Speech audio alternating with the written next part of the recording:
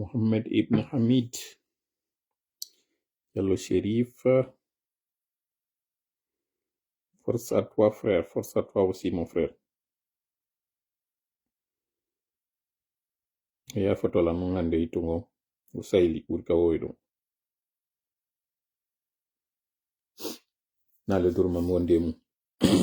Koni, je me suis pas suffisamment reposé. Tola salminama Ousmane Bari Daro mi salmitike onon kadi. Haji Ousmane Diallo, Lamine Wansamba, Arimari Mayide Lamine. Boubacar Kouyam Bari, Abdallah Kindi Agomba,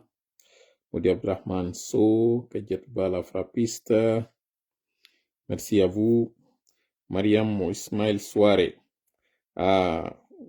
Do mo foppo nani soare ɓen kon ɗum waɗani mi nde ñande. Aray noon gibbi ka leelu ma nani ɗum ɗon e telimele nde ñande de telimele weltaki. Nene ba en weltaki ko minni ko wonde maliyemberen fo li telimele ɓe lamdilam ɓe inni kono ɗum ɗo woniri. Kono tawiri koto Muktar wakkili ko wakkili ɗo kon fo wakkilani ɓe telimele ɓen partage ko tola woni wadde kon waɗi communication moƴƴa kono tawiri ɗo ɓe maali ɓen ɓe ari ɗo ɓe waɗi sorti goto to mi yeggitani ɓe neski mi dullali jaka ɓe leelu ma ɓen hadi ɓe wolali o mikkutinayi on ɗo morso mo leelu ma waɗi on leelu ma kañum kadi wi wawa wonde to larata ɗo wola fi mawɓe amen ɓen ɗo mamaɓe amen ɓen naata ka nder koɗoli amen ton jirkita ɗum wowla no wowliri ɗo yaltira ɗo ni tum la zone des 3 frontières telimile leluma e Mali ça chauffe là-bas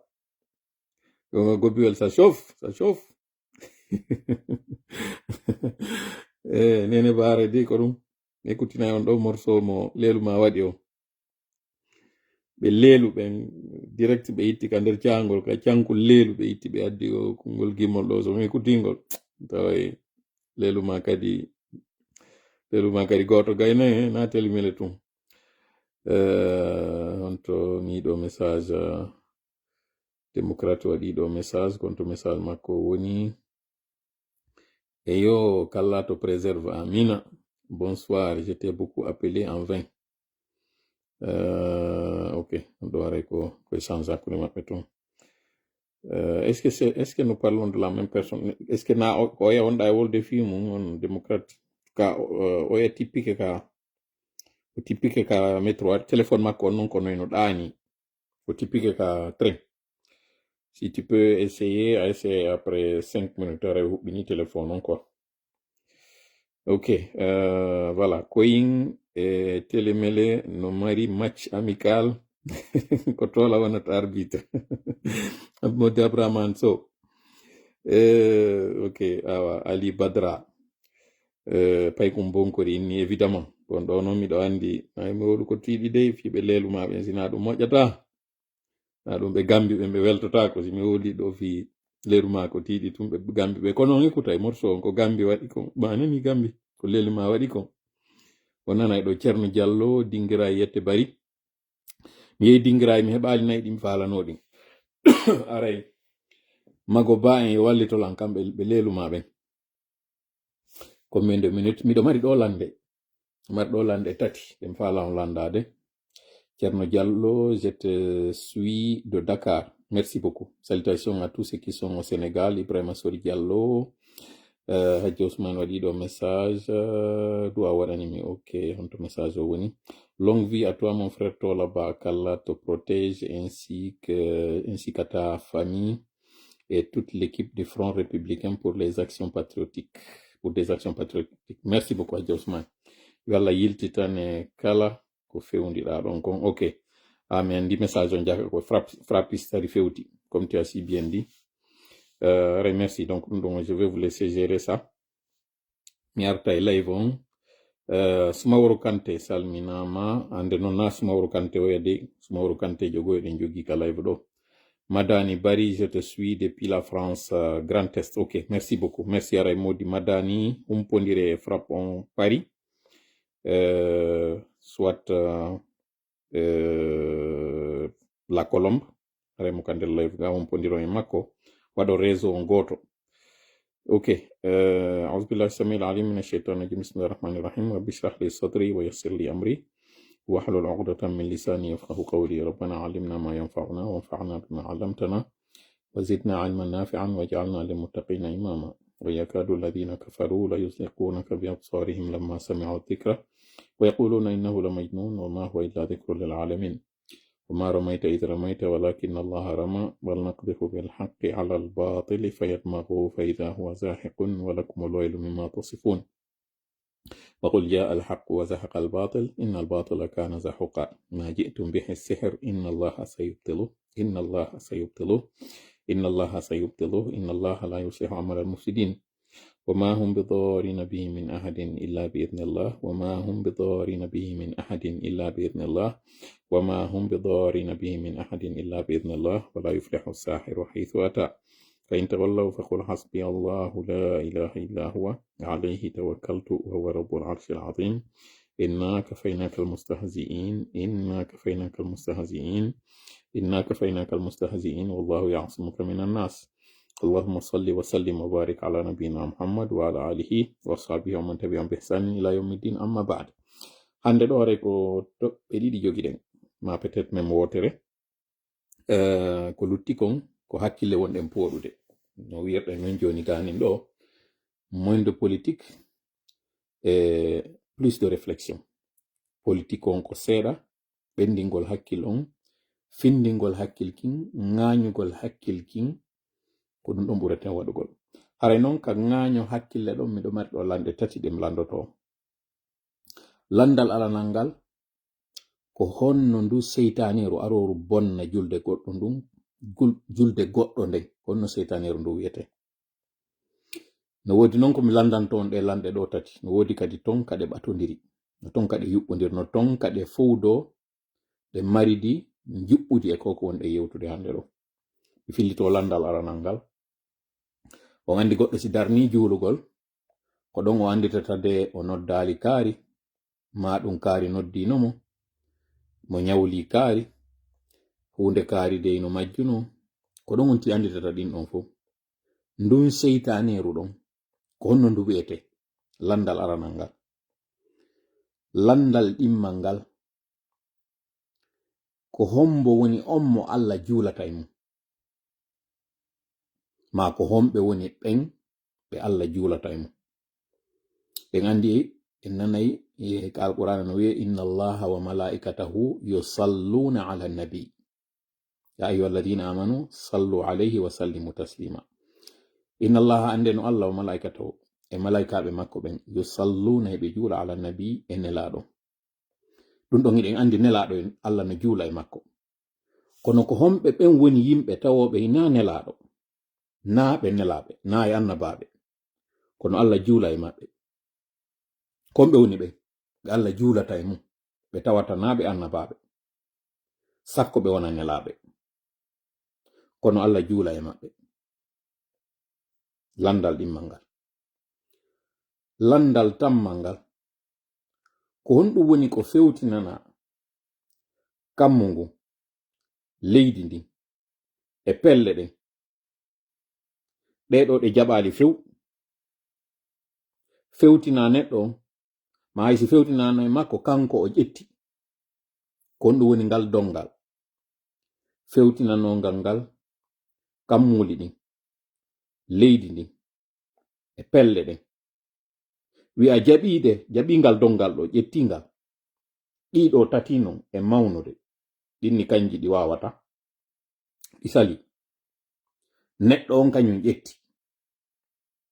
ɗiɗo tati goɗɗo on déjà jaabike jababuye ara non wiyete ɓen Muhammad mi penga ɗo jababuye maɓɓe on haray siɗon wawi waɗitoyde jababuye goo ka ɗiɗo fof hikkondira ɗiɗo tati no mi fuɗɗito landal alanal ngal ko honno woni inde ndun seytaneru arowu sowonsina neɗɗo on simo juulude ko honno ndu wiyete ɗimmon ɗum ko homɓe woni ɓen ɓe Allah juulata e mum ɓe tawata na ɓe annabaɓe sakko ɓe wona nelaɓe kono Allah juula e maɓɓe few himo wi kadi ɓen o juula e maɓɓe ɗiɗi tammun ɗum kon ɗum woni konko fewtinano pelle gammuli ɗin leydi ndin e pelle ɗen ɗiɗo fuu suusali dongal ngal few neɗɗo on kañum ƴetti ngal dongal kon ɗum woni ɗum ngal ɗon no landal ngal mari kadi landun tosoku so andi ko woni ɗum ɗon non kadi konko tawno neɗɗo on kañum ƴetti ɗum firane en ɗum ɗon non kon ɗum woni ɗum firi tigi tigi tigi konko wonɗon wiide ɗon so wi par exemple ko ɗanagol wiyan non ngol ɗanagol kon ɗum firi ngol ɗanagol sinnama ko weelegol ngol weelegol ɗon wiyangol ngol ko ɗum ɗon neɗɗo on kañum ƴettuno ɗiɗaɗi jaɓali ko ya wiwno ngol weelegol ko honɗum woni on weelegol ɗon ko honɗum woni none on weelegol ɗon hare ko ɗelande ɗo tati hare noon yetti Allah fota taw ɗon kanko en ko newna ni heɗintingol nde jonde ɗo en toriki mo e hawrintina en sawaba e komi yewta ɗo kon hawrintina on sawaba e noon kadi ko wonɗon jentitare ko sen hawriti yerten mo kanko Allah jarnemo ko tawata kon ko kanko woni ko moƴƴi e meɗen waɗi hawrituɗen o tan waccande simi ar noon faljinede fawñade feggade ma fayude ɗum ɗo waɗe e ammin neɗɗo andi ton mi faljita noon on faljiray noon mi faljinirte noon on kadi wawi faljinirde noon donc ko ɗum waɗi hara ko ɗum woni hara on tiiɗinaali pandi konko tawata ɗon hara ɗo wadde lam felore ɗo non yon felan ɗen dole ɗe waɗa ton ɗon felgollam so waɗino ɗen ɗon fi argol wurtanammi lellitanammi ɓurta feññinde fensita konko mi wowli ɗon aron ɓurton tambitade wi on wayi koko wolɗa ɗo ko ɗum ɗo si tawi on waɗi ɗum si on wawai ɗum ɗon wadde ɗum ɗon ko ɗum ɓurata moƴƴude sina ɗiɗo fo ande seytane no wodi on yi'eteɗo e on suuɗiɗo o falte non arde tawde e meɗen ka jonde meɗen ɗo o bonna o faljinami min ka yewtere ma o faljinam onon ka jentitagol en toriki Allah non yo dandu ɗum yo lo'inmo o kora en polgal o raɗomo ka jonde meɗen ɗo o woɗɗina hakkunde men e makko no woɗɗinde hakkunde funnange hirnange amin ya rabbal alamin mi yeggitali goy mi jonnali on toɓɓe ɗen miɗo landi on ɗo toɓɓe tati lanɗe tati ɗe tawata hara miɗo habbi on jaabo e majji joni non kon ɗum hande wonɗen e yewtude ɗo ka tawata live meɗen on heeɓi ɗo minitaji 13 eɗe yiltitade yontere nden e yewta ko waɗi kon fuu en ƴettay to toɓɓe ɗiɗi toɓɓere aranere nden en yewtayi fi konko tawata kon mi gaynuno live on tun e alati goɗɗo addanimi message yugollan konko wolɗa ɗon fi muɗum wondema woɓɓe kaka kasoji woɓɓe kaka tribinoji woɓɓe ka laptane woɓɓe ka berɗe sakkitorta tawɓe ɓen ko kañum woni ko suteni senerde mi gayni ɗon tun goɗɗo no accanimi message inni Badra Kone kañum nde yewtoyi ka maison centrale nden ñande alati on ti ko ɗum wi'i o watti ɗon wondema mi andi caka ala informade moƴƴa ko woni e feƴƴude kon sina ɗum a wi'atano ɗo woɓɓe ko toon sakkitoroyta a wowlay no yakari o natino ka kaso bon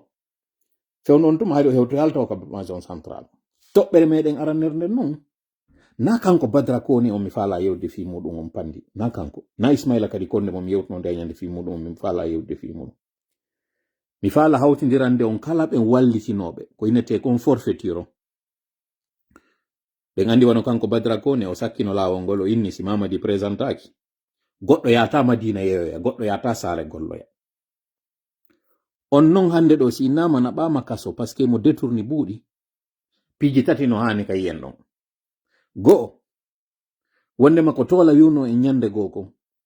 kala wonɗo iwtirde ɗo ɓawa senirde na figigol dey no wodi woɓɓe tawɓe ko ɓiƴaɓe ko nangiraɓe ka kursudi inna sa waɗali hunde kaari hewto e nokkel kaari ɗum mi wowlino ɗum ɗo heɓino lebbi heɓino duuɓi ko ɓuri welde fi ko ɗum ko go'o taw ɗimmel muɗum iwtirɓe ɓawo konko tawata kanko ɗo Badra so yewi hewtoyi ka kaso e hoore ko tawata konko tola wowlno ɗon kon si o naɓama ɗo hande ɗo innama hay gaynali taw siwde si wa kanko innama ɗo mo naɓede kaso sa weedir konko tola wowlno ɗum no wawi wonde hara mo tawano e mum go'o ɗimmel muɗum ko hanuɗen taskade ɗum ɗum ko wondema non jaka si a tawano e ɗum ɗo ko iwtirɗa ɓawo senerde o par ce que lawaki no wodi goɗɗum ko fokkiti ɗo ko tawata ɓe innay ƴoƴugol ko hoore goɗɗo ko hoore ma yaggay woni joni non ansi a ƴoƴali kono yaggu e ɓeɗo anda ɓeɗo fi kala ɓe yawno ɓe walliti senerde kulol hande ɗo ko huɗi ɗon ko ngo daɗali taw ɗiɗi fama ɗum ɗon an tammel muɗum mi sakkitara non yeyatagol ma wondema ɗum ɗo fof non ko manipulation parce que o wonɗo yaade ɗon innano ka kaso ni inde makko no tawa tête de liste tawɗo ko faalaɗo le fokki de députation ɓay non andi kamɓe justice maɓɓe on ko 2 vitesse wata komantu wata mabbi kono non no hani ko yaltinen ɗiya ɗiɗi arane ɗen ɗum ɗo wonata toɓɓere men arande nden en yewtay fi ɗon ɗon toujours e nden toɓɓere araner nden ɗon e gaynali nde ko ɗum waɗi sen ɗuɗɗinali toɓɓe wiwɗen no gasa ko nden ɗon tun haɗata yewten fi ɓen tawnoɓen kañum kadi ɓe wallitino CNRD ka préfecture ji ka village ji ɓe tawata woɓɓe maɓɓe yahoy ha ala dernière minute inna parti ji maɓɓe ɗin wawetake tawede e hore ko ɓe waɗi kon fof woɓɓe le fertaninomo kanko CNRD lawol ngol naɓi mo hay ka fulawaji kono ɗum haɗali tawa parti ji maɓɓe ɗin innete anko a disqualifié a tawetake tawa koye ɓe yawɓe portoya plainte ka justice yaye haasi ɓe inni hande kadi ɓe rétablissama e ɓe artu tawnoɓe non ɓe sowdino woɓɓe goo ɗimmoɓe maɓɓe wiwnoɓe ene e wallitoto en iway ka position ka wonnoɗen ɗon ɓe wi'i ko wonɗen ɓe wallitorde par ce que si en heɓoyali wo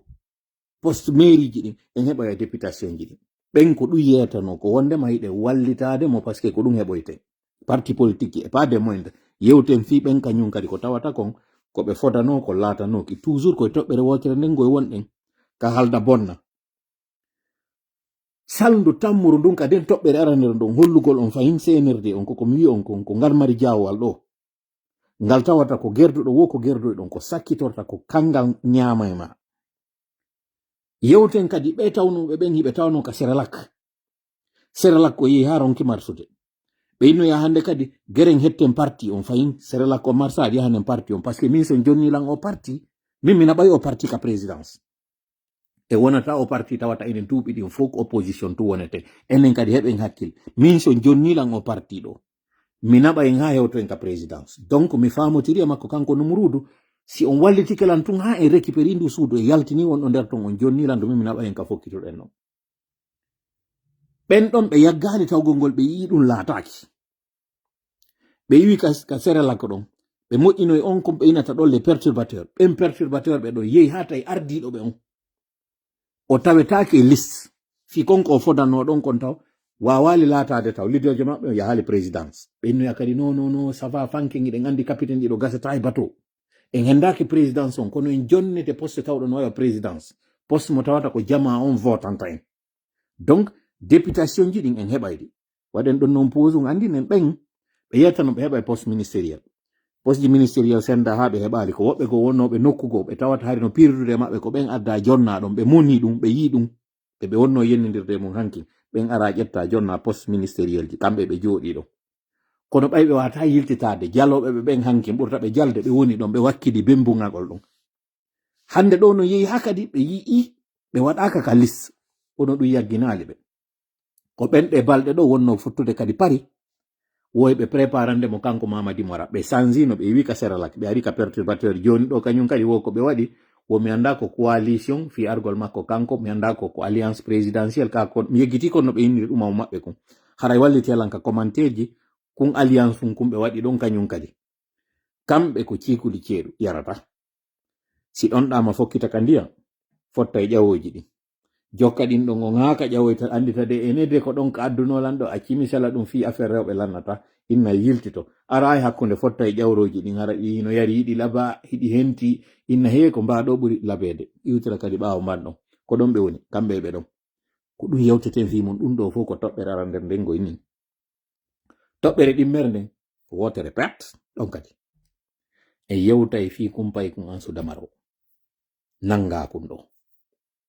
kun tawata on fof o yi vidéo makko par ce que on buson addanila message ji fi ɗum to wala ko ɗum ɗo wonnoɗa wode fi mum ayi jakkari ko ansu jakkade tino waɗe gondari non joni ko waɗɗo ko no wonirɗa kono non joni warrata taw si aran kadi accitata o littiɗo ko no warrata yewta en fi nden toɓɓere ɗo haray noon live on o heɓi déjà fi plantugol tun décor on fi weƴƴitangol en daɗɗana en gatal ngal sadagol ngol tun ƴettilan ɗo 20 minutes ce qui veut dire live on no gasa kan kadi o feƴƴa 1 heure de temps ɗum ɗon c'est sûr joni ko jiɓiɗen ko sen natata 2 heures temps donc préparé moƴƴade a Ousmane kono a leloyi Bouba sa leloyali Bouba yaw leloyamo kisan ɗo mi fuɗɗade ɗo décolle ndi avion mum parce que hande kadi nowru holtay hande kadi layfo mo juutay go seeda préparer moƴƴa ɗum ɗon heureusement hanki mon gollo yaali hanki en ko premier mai je profite de l'occasion mi wi'a une bonne fête de travail wonande wonɓe yadde gollude ɓen ɓen ɓe ala yadde gollugol kañum kadi toujours bonne fête de travail parce que wongol ngol kadi ala gollugol c'est aussi un autre travail ko noon ɗon golle ko golle hoore nden ko ange hoore ma nde woni gollidude ko ange hoore ma nde woni pirodude ko ɗen ɗon non golle ɓuri musude par ce que kayre ɗe ala salaire ɗe ala retraite ɗe ara fus angiɗa ɗon donc haray préparé moƴƴa hiiron o golloyaali hannde o golloyta janngo donc si tawi on hiiri ɗo haray bona haray noon hiɗen fokkitude ɗo yewtere meɗen nden nedora ɗo jaabagol ko komi landi on ɗo la frappis o yiiɗon jalude hajja ousmane ka o ŋaccele jalgol mo onon enene ba o ŋacce so waɗi ɗum onon e colombe en haɓay ɗo par ce que on watamo jalde ɗo so jalimo go onon kadi mi ara mi jala on ɗo donc haray no wirɗen noon live meɗen on ko ɗe ɗo toɓɓe haray ɗe jogiɗen ɗon en torike noon allah yo allah hawrindina en sawabay koko mum e yewde ɗo amin ya rabbal alamin landal aranal ngal mi landike ɗo ko honno ndun seytaneru wiyete ndu tawata ndun ko ndun arata bonna julde neɗɗo on simo juulude woɓɓe jaabike ɗo déjà landal ngal ko honno aray ndu wiyete ndun seytaneru ɗum ko ndu wiyete ko hinzab ko non ndu wiyete si ndu arino ndu tawima ka julde maɗa eɗa juulude ndu fuɗɗike ma sowon sindi a maƴƴi a jiɓike de ko waɓɓutuji jelu koye darnde honde wonɗa ma yehi ha waywa sa weddito to woni nanaɗo sallah sallam ko maaki ko ya wiw auzu billahi min alcheitani rajim wutta ka jungo maɗa nano ko fanɗini harata ƴal julde ɗen ka wonɗa ɗum wiya auzu billahi min alcheitani rajim wutta ka jungo ma nano anniyoɗa kañum kadi a arti ka julde nden jentitoɗa ko wonɗa e wolde kon waɗa hoorema wasiɗa dari yeeso allah iɗa yewtudude makko andita mayde aray ɗeɗɗa neɗɗo on andita ñande wonɗa nden ka gabru maɗa jemma ma on mo wonata ɗon sa fuɗɗike miijitade ɗiɗo tun wonki maɗa kin arta e joni iwta e golle adna ɗen arta e ko wonɗa e wadde ko ɗum ɗo woni haray landal aran jaabo abuye landal aranal ngal mi haɗa ɗon to mi acca ɗiya luttuɗɗi mi arta nun joni e life meɗen on nda ñande mi yewti on fi ngal mari jawowal ngal tawata allah no yewti fi maggal ka alqur'ana o yewti fi maggal kono ko yewti kon fi maggal o fewti ɓen tawɓe ɓen yewtike allah yowike goɗɗum go ko tawata ko merente ƴettuɗen noon misal kala ɓen wonɓe wadde ɗum ɗon no ɓe wayi non ko welduɗo wo ko welduɗon ko huwodirɗo wo ko huwodirɗon ko ɓe sakkitorta ɓe janfotoma joni noon o yii o image wonɗo ɗo ka divers on fof piɗon andi ko woni e feƴƴude kon fewno ɗo maali ko ndi leydi ndi tawata ko plus d'1 million de kilométre carré ndi jokki sa ƴetti leydi laginde nin ko 245 000 kilométre carré ndi jokki wiyen tun 250 000 kilométre carré maali ko lagine laabi 4 e ko fawi woni leydi ndi pour seulement 25 millions d'habitants 25 millions d'habitants c'est ƴetti dernier recensement lagine o mi sikki ko tellen 16 millions d'habitants donc ça veut dire que malgré ko tawata kon maali ko lagine sowete laabi 4 hara fayin hino heddi ko yimɓe lagine ɓen timma sowande ɗiɗi fi waɗugol maaliyanɓe ɓen fof fiyoɓe timmu ndin leydi ɗon hande ɗo musidɓe meɗen no pirude e ndin leydi fi hettugol hoore maɓɓe danda ɓalli maɓɓe danda wonkiji maɓɓe danda jawle maɓɓe hiɓe landi yo taw kamɓe kadi ka wiyete ɗon masina fuuta masina on eɗen andi fuutaji ɗin ko ɗi tati ka ko ɗi nayi ko fuuta toro fuuta masina fuuta jalon emi yeggiti oya fuuta naya bon mi sikki ɗum ɗon fuutanke jeeya siɗa ɗo ara wallito en ɗon kono mi sikki ko fuutaji nayi fuuta toro ɗum koye tellen sénégal on fuuta jalon ɗum ko lagine on fuuta masina ko maali fuuta e fuuta goyno ton on ɗon mi sikki ko terlen cameroun ndin ton ko ɗum yeggiti on ɗon kono ara windete ko ɗiɗo joni noon ɓeeɗo hiɓe landiti nden tumbere maɓɓe noon nde ɓe faala hettude hande ɗo na histoire maali on wonɗen e waɗude mi faala tun haray heɗintingol en ɗo rapidement goɗɗo ko woni e yewtude maali ton ko honɗum kanko o yii ko woni e feƴƴude ton kon par ce que nde ñande min ni on haɓɓe hoore min ni on haɓɓe koye goɗɗum no fokkiti ɗo ko tawata haray no wona woniri o ko wona woniri enen ko nafa meɗen yewtere nde juuti ko 9 minutes kono mi ƴetta ɗo tumbere nde o yewti fi fulɓe ɓen maali ko waɗi kon ɗo hande kamɓe anditen ɗo ko yimɓe tatu woni e pirude ko Mali du Sud ka tawata capital Bamako on ko ɗo woni Mali du Centre ka tawata ko ɗon zone wi'a fulɓe ɓen yiɓe faala hette hoore maɓɓe nder masina on e zone tambon wala woɓɓe ni ɗo Fuuta Ngawndere ko ɗum ɓe wi ɗo. Siddiqi Jakite wi ko Fuuta Ngawndere, donc ɓen ɗon ko telle tellen Cameroun de ndin haray woni. mi arta e live on ɓe wontirɓe ɓen Azawad ko tawɓe ɓen ko Rawna Guri ɓe faalaɓe hettude tumbere maɓɓe den kamɓe kadi tawɓe hiɓe yiɗi no Mauritanie mariri noon leydi muɗum ndin, Algérie mariri noon leydi muɗum ndin, kamɓe kadi yoɓe hendo leydi maɓɓe ndin, kamɓe kadi ɓe wona toon ɓe jarto kafe maɓɓe ɗe ɓe yarata ɗen, ɓe wona cosaneji maɓɓe ɗin, ɓe waɗa haajuji maɓɓe ɗin. ɓeɗo noon e ɓe innaɓen ɗo hande ko jihadisɓe tawɓe ɓen kamɓe ko artirgol islam on tawa leydi maɓɓe ndin kono islam yarata noon, ɓeɗo kamɓe ɓe mari kamɓe kadi cippiro maɓɓe ko ɓe mari lowre maɓɓe nden, ari ɓe fottata kañum kadi. Kono ko ɓeɗo ɗiɗo yehi ha tawi hande kadi gaño ma on ko giɗo gaño ma on non ko gaño ma, ɓe tawi kamɓe ɗiɗo heɓe mari gaño goto on, yoɓe wallitire ɗum ɗon. mi wiri noon na histoire maali on ɓuuri hittude koko mone yewte ɗo, ko ɓuuri hittude goɗɗo e maɓɓe noon ino yewtude ɗo, ɓay ɓe jonnimo micro on ɓe inni yewti men ko yiwɗa kon e ngo cippira ɗo e koko tawata ɗo hande hawre no waɗude hiɗon innede onon fulɓe ɓen kon terroriste ɓe kon jihadiste ɓe hande ɗo hiɗon ɗaɓɓitede kala ka yiyaɗo wore ɗo. mi andina en noon no woodi hande ɗo koɗoli e nder maali ton ka tawata si ɓe yima ko a pullo ɓe nangete tum ɓe ware. mi yewtira ɗum ɗo fi yo ɓerɗe yimɓe duppu, mi yewtira ɗum ɗo fi woɓɓe ko kadi immo yahana woɓɓe, mi yewtay ɗum ɗo fi ya andu si a yahali poore daka a yahoya daka poore. no woodi woɓɓe hande ɗo wonɓe wiide menen min tawetake e gere on, par ce que menen mi yi'a hoore amen e gon cippira ɗon min tawaka few. ɓen hiɓe tumbiti hakkunde ɓen tawɓe ɓen hino waɗi ko leñol ɓeeɗangol woni men e piirudude mum, woni men e dartade. si goɗɗo noon e maɓɓe memama tun kamɓe ɓe yiltitanade ɓenɓe ɓe tawata wi'i menen o gere ɗo min tawetake makko wota on tawnu men e makko, kono ko ɓeɗo ɓuri sonjade tampere nden hande ɗo. jentite noon yewtere oɗo nde no mi wiri noon ko 9 minutes kono na 9 minutes yiɗi mi woni en heɗitinde. miɗo ƴettude 3 dernière minutes ɗin ou 4 dernière minutes ɗin mi heɗitina on ɗin ɗon jentoɗon ɗin ɗon moƴƴa ko honno ɓen fulɓe ton ko honno ɓe naaciri e o gere ɗo, par ce que hari ka aranum ɓe tawanoka kamɓe, hari kamɓe ɓe haajanoka few. Azawad hino woni ko Azawad ton hino ɗaɓɓitude ton kañum geɗɗuma wonno geɓe muɗum hino landiti ton haqqeji muɗum, fulɓe masina no jokki haajuji muɗum. ko nde woɓɓe yawno ha waɗi hoore mum ko kañum tun laamoto sengo ka sud ɓe jooɗi ɗon par ce que anden Azawad ko gibi 1958 landiti hoore muɗum.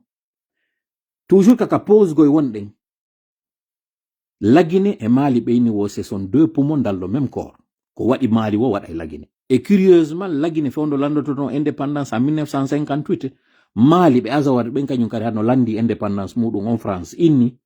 walle men hetta hoore amen min heɓa tumbere amen nden. France ɓay fokkiti kon ɗum waɗi ko wiwgol ngol meɗen accitude on onon Mali, kono onon Azawad landiɓe hoore moɗon ɗen ɗo meɗen ƴettude yuɓɓidira on e Bamako. andon non entre capital maɓɓe kamɓe Azawad on sen ƴetti Kidal par exemple, haysina capital maɓɓe on kono sen ƴetti wono saare maɓɓe ɓurde janɗude nden Kidal en inni e yuɓɓidirde nde e Mali Bamako capital maɓɓe ngal a taway ko bimbi e kikiɗe yuɓɓodira few aynata ko leydi wotiri ni hakke ma. ɓe ƴetti noon ɓeɗo ɓe waɗi mariage forcé hakkunde maɓɓe, andu jusqu'ici pullon ala ka yewtede fi muɗum goy ko Tuareg jon taw ɗon himo faala kan kadi no Libye wa'iri noon, no Mauritanie wa'iri noon, no Algérie wa'iri noon, no Algérie wa'i noon, no Tunisie wa'iri noon, no Maroc, kamɓe kadi ɓe hettu hoore maɓɓe ɓe yaha cosaneji maɓɓe ɓe yaha dinaji maɓɓe ɓe waɗa ko ɓe waɗata kon kamɓe tun goɗɗo ara dérangeaɓe ko ɓeɗo noon inna mariage forcé a seedata e oɗa. pullo on jusqu'ici o tawano ka fewgoy e gere ko nde ɓe jogiiɓe laamu ngun ka sud no woɓɓe woni e waɗirde hande ɗo wi ko minen tun laamoto an a laamota ko warin an ko a koɗo, kono koɗo wonɗo on dow to ka Azawad on fi kala ko koɗo o yaltata ka woni ɗon ko Maliyenjo, kono oɗo o laamotako par ce que ko Rawna Gurijo, oɗo o tawetake poste gouvernementoji ɗin par ce que ko Rawna Gurijo, oɗo a jonnetake geɓal kono a yiwataka nder suudu nder ɗo, ko ɗo wonno gere mo Azawad on kanko e ɓeɓe suddu ɗo. pullon ko honno yollori nder ton kaka tawata on sen ƴetti pullon wiyamo kanko a waɗi woni métis, o tawaka e ɓeeɗa o tawaka e ɓeeɗa, kono mo jogi ndin jawdi ndi tawata ndin oɗa no faala oɗa no faala. iwɓe makko laamike atete ko pullo, e ɗum ma honno hombo kañum kadi modi tan juutin ɗon tarika on arten tun joni ka raɓɓiɗi gon ɗon fiwata o majju jurol ngol faala holude o ngo e ngol toɓɓere si heƴito ɗon oɗo ka woni wolde ko stigmatisation on ferugol neɗɗo on inninamo wikkomo doolamo on o pulluye ha ndaari tawi si mi jooɗike mi accidiɗo hoore an e ɓeeɗo ɓe waɗa elan ko ɓe faala o oɗo doggi fur yahoy tawoy alkayda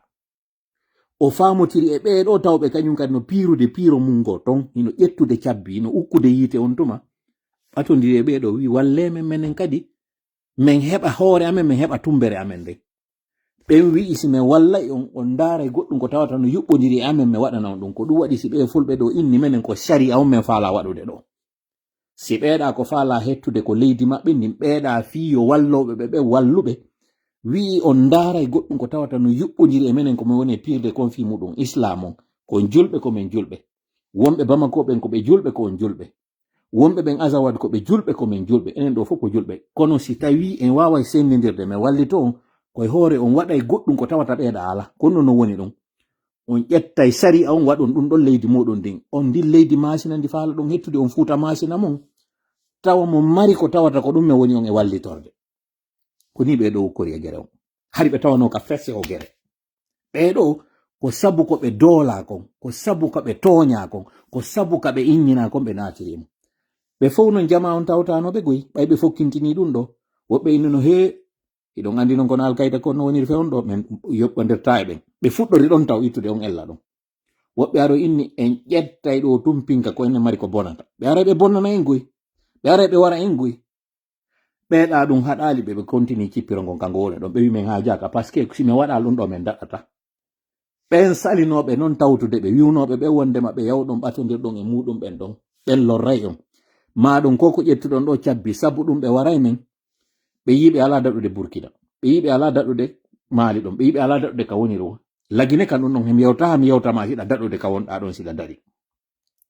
han joni komi suynanalma audio on goy mi haw jakadi ko ɗum waɗi simin heɗi to moƴƴa fiya yiw juɓɓudi ndin faama kono ɗum kadi mi falama hollude ko yewtere mbatu mi woni e waɗude par ce que gimi waɗi live an on dañande woɓɓe faamali moƴƴa yewtere an nden kam mi wi ɗon haɓɓe hoore on faamali woɓɓe reedu mum taƴi woɓɓe welti woɓɓe jiɓi ko ɓen non wonmami laɓɓinande ɗo fiya andu na min toola noddiɓe yoɓe arka an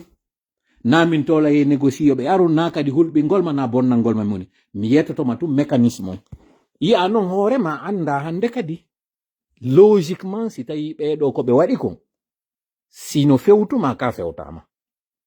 si fewtama ko honno ɓen ɓe tawata fewtano ko ɗum wonno wattande maɓɓe ɓen immiɓe noon jaɓi wi'i ko mami wakkilo par ce que no wona woniro heɓaylan ko ɗum kadi woni fiyaka maɓɓe nda suɓoɗa ɗon noon hande kadi laawol ngol ko ɗum waɗi simi landinoma nanen ko ɗum woni konko fewtinana neɗɗo on ko tawata fewtinana woɓɓe goɓe jaɓali tahawji mi holloyte non ɗum ɗo ka alqurana ko honɗum Allah fewtinno kammuɗi ɗin fewtini leydi ndin fewtini pelle ɗen ɓe jaɓali neɗɗo on kañum ari ƴetti ɗum ɗo sendimo ko lutti kon fop hande kadi woni kanko feerejo mo tawata sifa makko ala ko ɗum wonmami hollude ɗo ɓeɗo ɓe yi'i immiɓe no wiide no dartade ɓe wi ɓe tawatake kamɓe kono ko ɓe wi ɓe tawaka ko ɓen ɓuri soñjade nade immiɓe ɓe darti seede mum on noon jentito oɗo ko woni yewtude kon fulɓe ɓen hande ɗo ɓay o landama kon ɗum woni fiyake maɓɓe jentite ko woni yewde kon. Pour preuve, je dirais tout simplement que les Touaregs, ils ne sont pas tous des terroristes, c'est eux qui dorment dans nos hôtels à Bamako. Alors qu'il y a le chef même de Amadou Koufa. Mais eux étaient dépassés par son comportement et ils savaient aussi que la communauté ne va pas le répondre parce qu'il n'est rien pour que les peuples le répondent. Première des choses, taw mo andinde ɓeɓe azawad e fuuta ɓe aldano fes fus alano hakkundeji ma ɓe yuɓɓodira e makko ɓe yiralmo o neɗɗo mo tawata ɓe wayno gollude ɗum ɗo taw woni toɓɓere aranerde fameten e yewtere oɗo nden ko ɗum ɗo woni introduction ko ɗum ɗo yewta ka fuɗɗode mi diwa non ɗo fof hollugol ma gañuma on hanki mo wonnoɗa wiide on hanki nda pirdude e muɗum mi yewtira ɗum ɗo nongo e fiya innu naɓira yewtere nden ko UFDG RPG mon e yewde na ɗum ma e wowlande na kadi yurgol ɗum ɗo ko sellu e alpha non e yewtude fimo na ɗum si tawi ko ɗum wonɗa yerde a majji taw yewtere anden few ko momma naɓirde yewtere nden ko ya andu nde yewtere nde woni wadde ɗo naafi yomi gayno ɗo tun innaɗa ƴettude ɗo finkan maɗa ƴettude ɗo leggal maɗa ƴettude ɗo kafa sutanɗa maninka fo na ɗum non ma yewde ɗo siko ɗum kañum kadi a fama layvan o nde ñande mo woli o ko mom ma wiide ɗo kañum kadi na mi gayno ɗo tun yeeya motoru maɗa numa yeeya nagge maɗa nge nomi wirno non yo wonge yeeye wondi ɗaɓɓe na ɗum yon ma wolande ɗo jenti to moƴƴa ko moma wolande konko moni e wiide ɗo kon ko wondema hanki marnoɓe hawre tawnoɓe mo kala ino waɗi korum an beɗum an labe pita dingirayi telimile ɗiɗo mi woni e yewtude an wonɗo e wiide on ko pita sonjinmi mo labe on inna ko mo pita on inna ko labe sonjinmi mo labe on inna ko pita sonjinmi ko ami woni e fewtinde ɗo yewtere nden hakkil mi yewte hankin si tawi oɗa inni ko ɗo woni gaño an oɗo wi ko ɗo woni gaño an ko ami woni e yewtude goo an o wonɗo fuuta ɗo wonɗo e wiide an ko a jallunkejo an ko a sarankullejo an ko a kaarijo an ko a kaarijo min ko mi pullo ko ami woni e fewtude mi yewta ɗo jentitoɗa moƴƴa noon ko momma wolande ɗo kon anda neɗa nanga wiugol oɗo ko rundenkejo oɗo ko misidenkejo oɗo ko kaari e kaarijo ɓeɓe azawade ɓeɓe masina ko ɗum ɓe jogino ko kin hakkillo ɓe jogino wondema min ko min ala ɓurɗolam ko ɗum mo kala e maɓɓe wiwno oɗa wi hoore mum ko dimo oɗa kadi wi hoore mum ko dimo ko ɗum momma yaltinande ɗo ka toɓɓere aranere iwen ɗo noon fof doge ɗum ɗo fof acciten aro en noon nde yewtere makko ɗo à l'Assemblée nationale lors de l'interpellation passée, qu'est-ce qu'il disait? Il dit que pour désarmer les milices terroristes là, comment? Il va tuer les Maliens? Je me demande. Les terroristes génocidaires, les gens qui tuent là, ce ne sont pas des Maliens? Les pelletiers là, les 1000 pelletiers là, ce ne sont pas des Maliens? On a même ici de déplacer à Bamako, à Dialakorobougou, à Niamana, à Faladie, de déplacer qui dorment dans des... yewtere nde woni wadde ɗo nden ɓay o yewtiɗa wondema o mo azawat ɗo ardiɗo ɓe on ɗo kamɓe no ɓe wonnomo yirde noon ko neɗɗo mo tawata ala no fuska ɓe yuɓɓodira e makko ɓe considérama mo ari noon joni mi diwnani ɗum ɗo fof mi ari noon ka woni e yewtude ka tawata député ɓe ardiɓe leydi ndi hino kellude ka tawata donsoɓe dogomɓe hino ƴettude pinkaji yaha e koɗoli fulɓe waraɓe wara jawle maɓɓe jatta ɓeyguli maɓɓe wara ɓiɓɓe maɓɓe ma jatta ɓeyguli maɓɓe yaada e mum ittinaɓe kadi e hoore ɗum noon oɗo noon mo yewtude o inna ɓen wonɓe waɗude ɗum ƴettoɓe yewtere nden de maniére publique wi'a jonnen pinka donsoɓe meɗen ɓen dogomɓe ɓen ɓay ko ɓe wonno wadde ɗum jonnen ɓe pinka yoɓe ƴawru ɓe jolda e motoji maɓɓe ɓe jogi pinka goɗɗo wata wodo fus kono ampul on si min yima e moto koye men nangudu koye men jaɓudu aja nan laayi kay yo men yiiri hay lasper jawle maɗa ɗen ko weduru jogotoɗa aynaɗe naima ay ko nandite muɗum oɗo noon mo yewtude o inni ndeno ɓen wi'a ɓen ko listeroɓe ala wiwde ɓe dey ko maliyen ɓe no traitirde ɓe wasi ko hoɓɓe oyni ɓen wonɓe wadde ɗum o anda ko maliyen ɓe wonɗon e warde ko ɗum o yewtiɗo kono o daraki ɗon jentita noon ko woni e yewde kon ko honno noon ɓeɗo wona traitirede yi'a noon kadi si a yi'ali hoorema e ɗum ɗon mi tippose kum mi ñoƴƴa kadi gokkungo mi andinama ɗum ɗo koko mo woni e wolde ɗo ko fiya tintogoy ko woni e wadde maali kon ko maali woni e wadde ko woni e wadde kon no wadde lagine kono maali kadi ko ni fuɗɗori ko woni e wadde hande maali kon sifa mum waɗal taw lagine kono ko woni e wadde maali kon fiyo hewto hande ɗo ko sifa ko woni kon hande ɗo lagine waɗno ɗum mi holle noon yi'a jentoɗa moƴƴa yi'a faama kadi mais wonɓe wadde ɓen kadi ɓe jento ɗo moƴƴa ɓe faama par ce que kamɓe ɓe reena ko yiite ɓe woni e fijirde hiɓe yawiti ɓe andata noon conséquence ji muɗum ɓay tun noon ɓe yewtudude asimi en hiɓe reeni hande ɗo yimɓe Bamako ɓen ko honno reedu mum taƴiri ko honno ɓe wuuriri je vous dis na exagération mi woni e waɗude si maali wattanali la Bamako guerre civile waɗa e ɗum hande ɗo no woodi ɓen tawɓe fulɓe ɓe yalti Bamako sabu kulol wata ɓe hawro e maɓɓe ɓe dogi ɓe yehi e caego wiwnoɓe ɓen menen min yalti masina meɗen yaade Bamako par ce que min tawdaka e moɗon konko wiɗon ɗo wadde ɗon hande ɗo ɓe dogiti masina yawgol fattoyo ton woɓɓe wonɓe ɓen Bamako innunoɓe ɓen min tawta ono musidɓe amen wonɓe ɓen Azawad to ɓay hande ɗo sofi ɓe dogi azawad ɓe yehino ton fi daɗugol woɓɓe no yaltude hande ɗo maali fes leydi ndin ndara no hewtiroya Sénégal ndara no hewtiroya Côte d'Ivoire ndara no hewtiroya Lagine ɗum no feƴƴude hande ɗo ni ko ɓen no wiwno en tawdagoy jokke haajuji meɗen menen min suɓike ɗaɓɓere nden maɗum menen min suɓike daɗugol ngol kono hande ɗo kaɓe arno toon ɓe yollodi e woɓɓe ɓe sikki ɓay tum ɓe yollodiri e ɓeɗo ɓe merondiri maɓɓe ɓe wallidiri e maɓɓe ɓe daɗay ɓe yeggiti noon e toɓɓere meɗen aranere nden ko ɓe wallunoɓe bonnoɓe wonɓe yewtude fi muɗum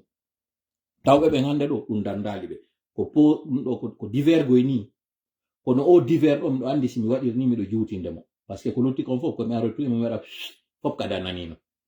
ko rewtagole mum kono mi faala ya jentito ɗo moƴƴanana ɓe tawɓe ɓen inni nous ça nous concerne pas e menen na guere amen ni min tawdetaki e mum par ce que meɗen mari ko bonata ma ɗum heyi ɓe no jogii pinka si min naati tumen ɓatodirmo ko ɗum ɗo waɗata ko ɓen hande ɗo wona ɗaɓɓitede ka quartier ji wa baaɗi o yi vidéo ji kaɓe wona ƴettede ɓe luppe woɓɓe hara mayino fure on daase mi wowlira ɗum ɗo fiyo ɓerɗe mon wulu ma yo fiyo ɓerɗe mon huɓɓu yaha non goɗɗo na ɗum mi wowliri dey mi insiste encore une fois na appel à la haine mi woni e wadde ɗo ko prévenugol non en haine mi woni e waɗude ɗo par ce que maali miijatano ñande goo hewtayno ka tawata maali en jo ƴettana e finkari maali en jogo ɗum waɗi gibi 2015 ɗum no waɗude maali nous sommes en 2026 duuɓi sappo e goo après hande ɗo non ko wonɓe ɓen cuntuji ɗin ɗiɗi sokkitani noon hande ɗo région goto on no région goto si sofoyi ɓeɗo fapsi ɓe hawtodiroyi na Asmi Goita tum ɓe yanoy tagoy IBK e wino hande ɗo ko sorijo ƴiwɗo e leñol gotol ngol IBK ngol on arɗo ittimo koye leñol gotol ngol ɓe jeeya Asmi Goita IBK ko ɓe leñol gotol ngol kono hande ɗo si sofi partisan ɓe Asimi Goita ɓen partisan ɓe ɗuma IBK ɓen ɓeɗo fop si sofoyiɗo ɓeɗo fop no ɓe woni e waɗirde ko ɓoni e wadde kon ɗo hande civil ɓe goo woɓɓe ko kadi ara tawroyaɓe ni waɗiraɓe noon kañum kadi ko ɗum waɗi nda ñande simi yewti fi ko waɗi kon 85 min mori kon nde en ɓaymo nana pulal yo jentito moƴƴa dey tarika mo falsifi o wi on en 85 siɓɓe makko darnano fella konko yeli ɗon yo andu yala ko coora si ɓe wattanalno yila ɓe jangali ko woni e feƴƴude maali kon ɓe anda maali kadi ko sifa o projet maɓɓe mi waɗi ɗo maali waɗi inole ka maali yaltoy ɗon hande si ɓe yiɗi leydi laginede ɓe nangu sese fewndo ɗo ɓe ferena si ɓe ferenali ɗo billadi nafsi biyadihi en daɗata ka fokkiti ɗo ko mi continue ano yewtere hande mi insista kum parti on ɗo fof nana ko yiɓɓe ayɓe fop nana haala wota kam parce que si sofoyi tefoytake o mako o hande ɗo sonjamo maali joggi on maali fop no rondimo blocus waɗaɗo e hoore bamako on maali en ɓe fop no rondimo hande ɗo tefa o ma tefa o risque mo ɓe woni e mum on kañum kadi no fewti fof jentite no yewtere makko ɗen ɓay o fewti ɗum ɗo député ɓe o yeetike ɓe koko wonɗo e wadde ɗo ko maali en ɓe dow kañum kadi wonɗo e yanande ɓeɓe wonɗon e wikkade ɗo ko maali en ɓe wawɓe mum o raɗotako ɓe raɗotako jentite no des déplacés qui dorment sur les ordures. Vous avez vu la vidéo, je ne sais pas. Tout le monde, c'est sur les réseaux sociaux. Ils n'ont même pas là où dormir. L'État ne fait rien pour eux, alors que c'est des Maliens. Ils payent leurs impôts. Ils n'ont rien fait. Ils n'ont rien fait que d'être en liberté. Nous pouvons dire tout simplement que nous sommes étrangers dans notre propre pays. Ah ouais, Nani. C'est ça aujourd'hui. Être Peul, c'est être étranger au Mali. Être Peul, c'est être étranger au Mali. Et aujourd'hui, être Peul, c'est être étranger en Guinée. Si on fala wowlon ɗum suuson wowlude aroya e sa'i mo wowloyton ɗum si on suusali wowlugol ɗum ɗo fewndo ɗo on wowloya ñande tawi nden ñande ko ma suuson être Peul aujourd'hui en Guinée c'est être étranger en Guinée mais pas que le Peul hein? Pas que le Peul ɗum ɗon kañum kadi c'est important de le signaler hande ɗo y a un clan y a un système qui s'est érogé le droit d'être le plus grand Guinéen hande ɗo koniyakajo daɗa Ansu Damaro c'est un koniyanke o daɗa Eli Kamano o daɗa Eli Kamano c'est un forestier o daɗa onno Billo Ba ko pullo o daɗa ainsi de suite ɓeɗo fof ɓe daɗa wonɓe wadde ɗum ɗo ɓen non hande ɗo toute la responsabilité est portée sur les gens de la Haute-Guinée malheureusement on watkiliki an wawi wadde ɗum ɗo ɓoggol ngol woni hoore maɓɓe or ce ne sont pas tous les gens de la Haute-Guinée qui font ça. Mais ceux-là qui ont gouverné pendant 42 ans sur les 67 ans, C'est eux qui sont en train de reproduire le scénario malien. Là où le sud du Mali, peuplé pour la majorité par des Bambara, ceux-là qui pensent que c'est à eux que revient la gouvernance et le pouvoir du Mali, sont aujourd'hui en train de récolter ce qu'ils ont fait. La discrimination, l'exclusion et la stigmatisation n'ont de résultat que ce qui est aujourd'hui en train de se passer au Mali, que nous condamnons, que nous regrettons. Si l'histoire présente, l'ancienne n'a pas enseigné, si la présente histoire n'a pas été suffisante pour être une alerte au CNRD, wallah, vous allez lire l'heure. Ça veut dire que vous êtes les plus obstinés et vous allez vivre ce que le Mali est en train de vivre aujourd'hui. Lorsque certaines idées ont suggéré au Mali que seule l'unité, le dialogue peuvent régler le problème malien, qu'est-ce qu'on a fait? On a fait un coup d'État contre eux. ATT était à 2 mois de la fin de son mandat. Et il n'était pas du tout animé par une quelconque confiscation du pouvoir. Il avait négocié avec les gens du Nord. Il avait établi un plan. Mais puisque certains estimaient que non, ce sont nos idées qui doivent passer, vaille que vaille, de gré ou de force, voilà là où ils ont conduit aujourd'hui le Mali. Et c'est la même racaille d'idées qui est en train de se faire en Guinée.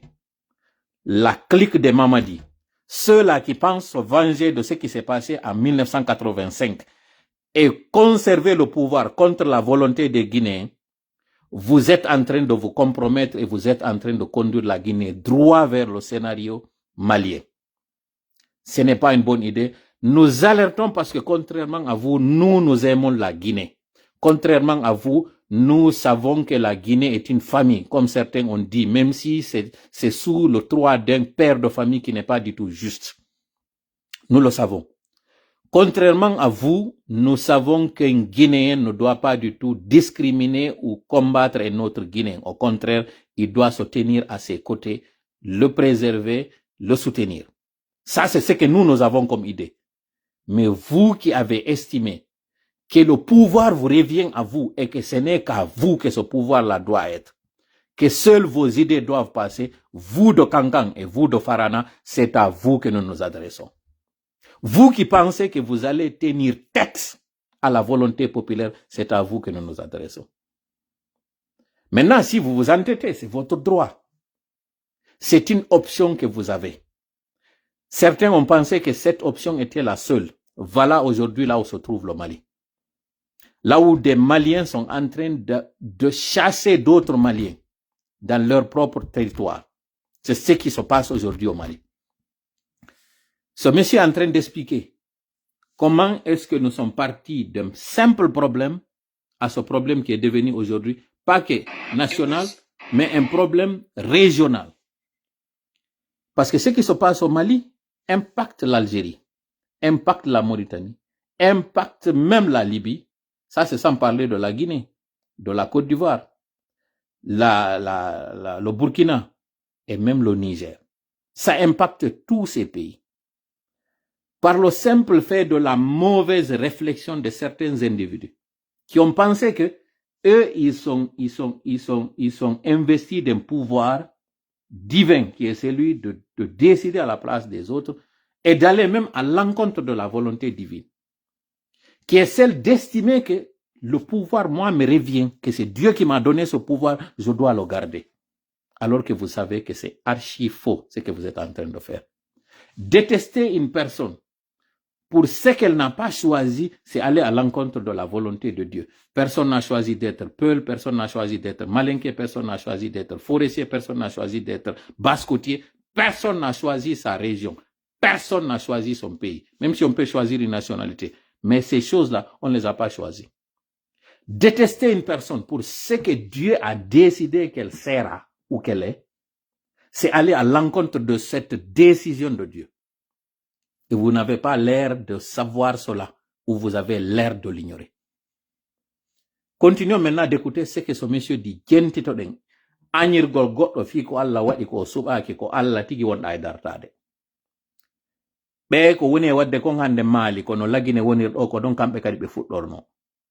nyande ɓe sikkuno ɓay tum menen ko bambara yewtete e ndi leydi ɗo kala mo wona bambarajo koye wonu ley koyɗe amen ko ɗum ɓe waɗno hoore pullon ko ɗum ɗo ɓe waɗi hoore tuareg jo ɓeɗo ɓe ha ɓe ndaari ɓe tawi ɗum ɗo yaltata gasata ko ɓe ƴetti hande ɗo pinka kono jentiteɗo ko ɓe woni e waɗude gaynakoɓe ɓen. C'est ça aujourd'hui. Être peuple, c'est être étranger au Mali. Si nous essayons de voir, nous savons qu'en Mauritanie, au Mali, au Burkina, au Niger, en Centrafrique, en Guinée-Conakry, voilà, dans tous ces pays, les peuples ont des problèmes, même au Cameroun. Vous voyez, je peux dire quand même tous ces pays-là ont des problèmes avec cette communauté peul-là. Je peux dire que les peuples du Mali ont toujours joué à l'apaisement. On nani fulɓe Mali ɓen on toujours joué à l'apaisement ko yimɓe ɓuttu amin min to tumɓe na e waɗata gere ko no waɗirten gere se waɗi gere ɓe no ɓuri en ɗuɗude se waɗi gere ɓe no ɓuri en marde ala se waɗi gere ko ɗum ɗo fulɓe Mali ɓen kon ɗo rondino ɗiɗi e tati kala 1 2 3 kala ka 4 pullon tawi waɗu gere pullo Mali on ko ɗum o jogiɗo kono mi yilkito ɓawo seeɗa nana ɗo ko honno ɓe woni ɓe nangirde ɓe ittina ɓe mbuuɗi ɓe jaɓa jawle maɓɓe ɗen. Je vais vous donner un cas. À Mora, je me rappelle le 12, quand les génocidaires d'Ozo de Dana Amassagou ont détourné les camions. Les camions qui contenaient 91 personnes, dont 25 femmes, 25 hommes, et le reste c'est 66 femmes. Vous voyez? On a informé l'État, on a informé les gouverneurs, les militaires, et ainsi de suite. Tout le monde a été informé, tout le monde a été alerté. Ils ont conduit les camions à Ouela. Ouela, c'est une base de cette milice terroriste-là. Ils ont fait 3 jours avec les femmes. Ils ont choisi tous les hommes, ils les ont tués. Et ils ont épargné les femmes en leur demandant une rançon de 3 millions. Ça a été collecté. Et on les a remis l'argent. C'est pas nous, hein, les gens du village. Ils ont donné les 3 millions, ils ont libéré les femmes. Voilà. Vous comprenez? L'État est informé. Pourquoi l'État ne joue pas son rôle régalien de sécuriser les personnes de l'air bien? Voilà. On sait qu'à Ouela, alors qu'à Bankas, il y a une base militaire. Il y a une base militaire, ils peuvent intervenir. 3 jours. Ils savaient où se trouvaient les camions, ils savaient où se trouvaient les à Kanibonge, et ainsi de suite. Nous avons à Badiala, nous avons identifié toutes ces bases de terroristes génocidaires. Voilà. Même la fois passée, le 13, tout court à 100. Ils sont partis enlever 3000 têtes, c'est-à-dire 3000 et 1000 bœufs. Ils les ont conduits à Kéké. Tout le monde, aussi au vu de tout le monde. Quelques jours après, quand on a crié que, donc, vu encore, il y avait eu les attaques donc l'État a été obligé de faire quelque chose, que voilà, le gouverneur est parti, ils ont essayé de voir avec les génocidaires d'Ozo là, ils ont récupéré les bœufs. Il y a des manquants, il y a des bœufs qui manquent. Onani exactement ko waɗi zere kore ko ɓay réseaux sociaux ji ɗin huɓɓiɗo en nani nde ñande mi waɗanino e live ɗon kaɓe wooli inde guluuji nayi guluuji ko e nayi kolce ɗen a innayi ko waɗi Maali kon ko lagine innayi ko waɗi Gine kon ko Maali o nani ko yewtiɗo kon o inni donzoɓe ɓen ɓay ɓe ari ɓe nangi koɗoli ɗin ɓe war worɓe ɓen ɓe hendi rewɓe ɓen ɓe jogitiɓe ɓe inni rewɓe ɓen si hettoto yoɓay tel ɓen itti ɓe nangi jawle maɓɓe ɗen na'i maɓɓe ɗin ɓe naɓi ɗi nokkugo ko ɓay wowlama sonkama ha si gouverneur on immi inni bon hiɗon hettude nayi mon ɗin kono tawi goɗɗi ittama ton yetelan kon woni waɗude fewno ɗo ni sengo marela kon ɗum waɗi sengo kerwane kon ɗum waɗi sengo zere kore ɗiɗo fof ɗum waɗali lagine a jooɗi ɗo ɗa jenti ɗum ɗo kono lannali jentiteɗo non ko honno ɓayɓe yo ɓi mbuuɗi ɓe rewɓe ɗo ittike kono jentiteɗo kañum kan nayi ɗin kon ɗum kadi yoɓano fi majji. Quand même moi je pense qu'un génocidaire d'Ozo ne doit pas être libre, il ne doit pas circuler librement sans être inquiété alors qu'on le voit. Et nous avons entendu le Premier ministre dire à l'Assemblée nationale lors de l'interpellation passée, qu'est-ce qu'il disait? Il dit que pour désarmer les milices terroristes là, comment? Il va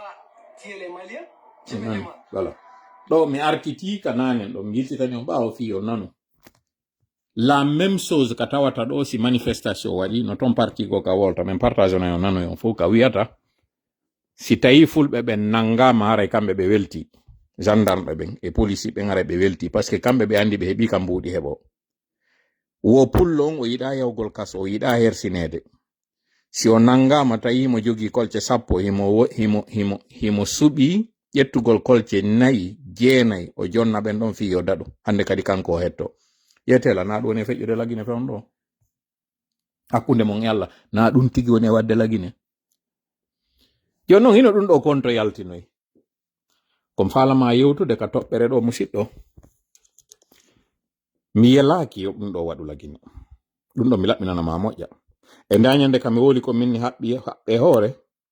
mi wowlira ɗum ɗo par ce que mi waɗi diye maɓɓe contrat frappe on ɗo ni noddiɓe inniɓe bonno gaynirɗum ɗum imme alon mi yewtay woni logique mo tawata si a sifike moƴƴa ɓe inni wo gando siforay wa gaño nun faminay ko gando min noon mi yewtete woni yeru ko mi andi ko yeru ko mi humpiti ko woni e wadde ɗon siko ɓe daɗu hiɓe andi ko woni e wadde lagine kon ko la même chose waɗiɗa ɓe waɗata ɗum ɗon tum ɓe haɗa ɗon ɓe yanyay ɗum ɗo ɓe yaɓe hewtoya kala ka tawata yino waɗude ɓe ko ɗum waɗi siko waɗi kon Mali lumbo yey Burkina ko waɗi kon Burkina lumbo yey Niger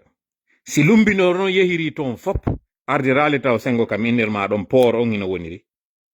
hara udi to hakkil moƴƴa yi'a ko mi wolanoma nde ñande kon haɗi kote lagine on ardire ko paske ko ɗon woni e naatirde ko tawata kon kamɓe si naati ko nafa wonani ɓe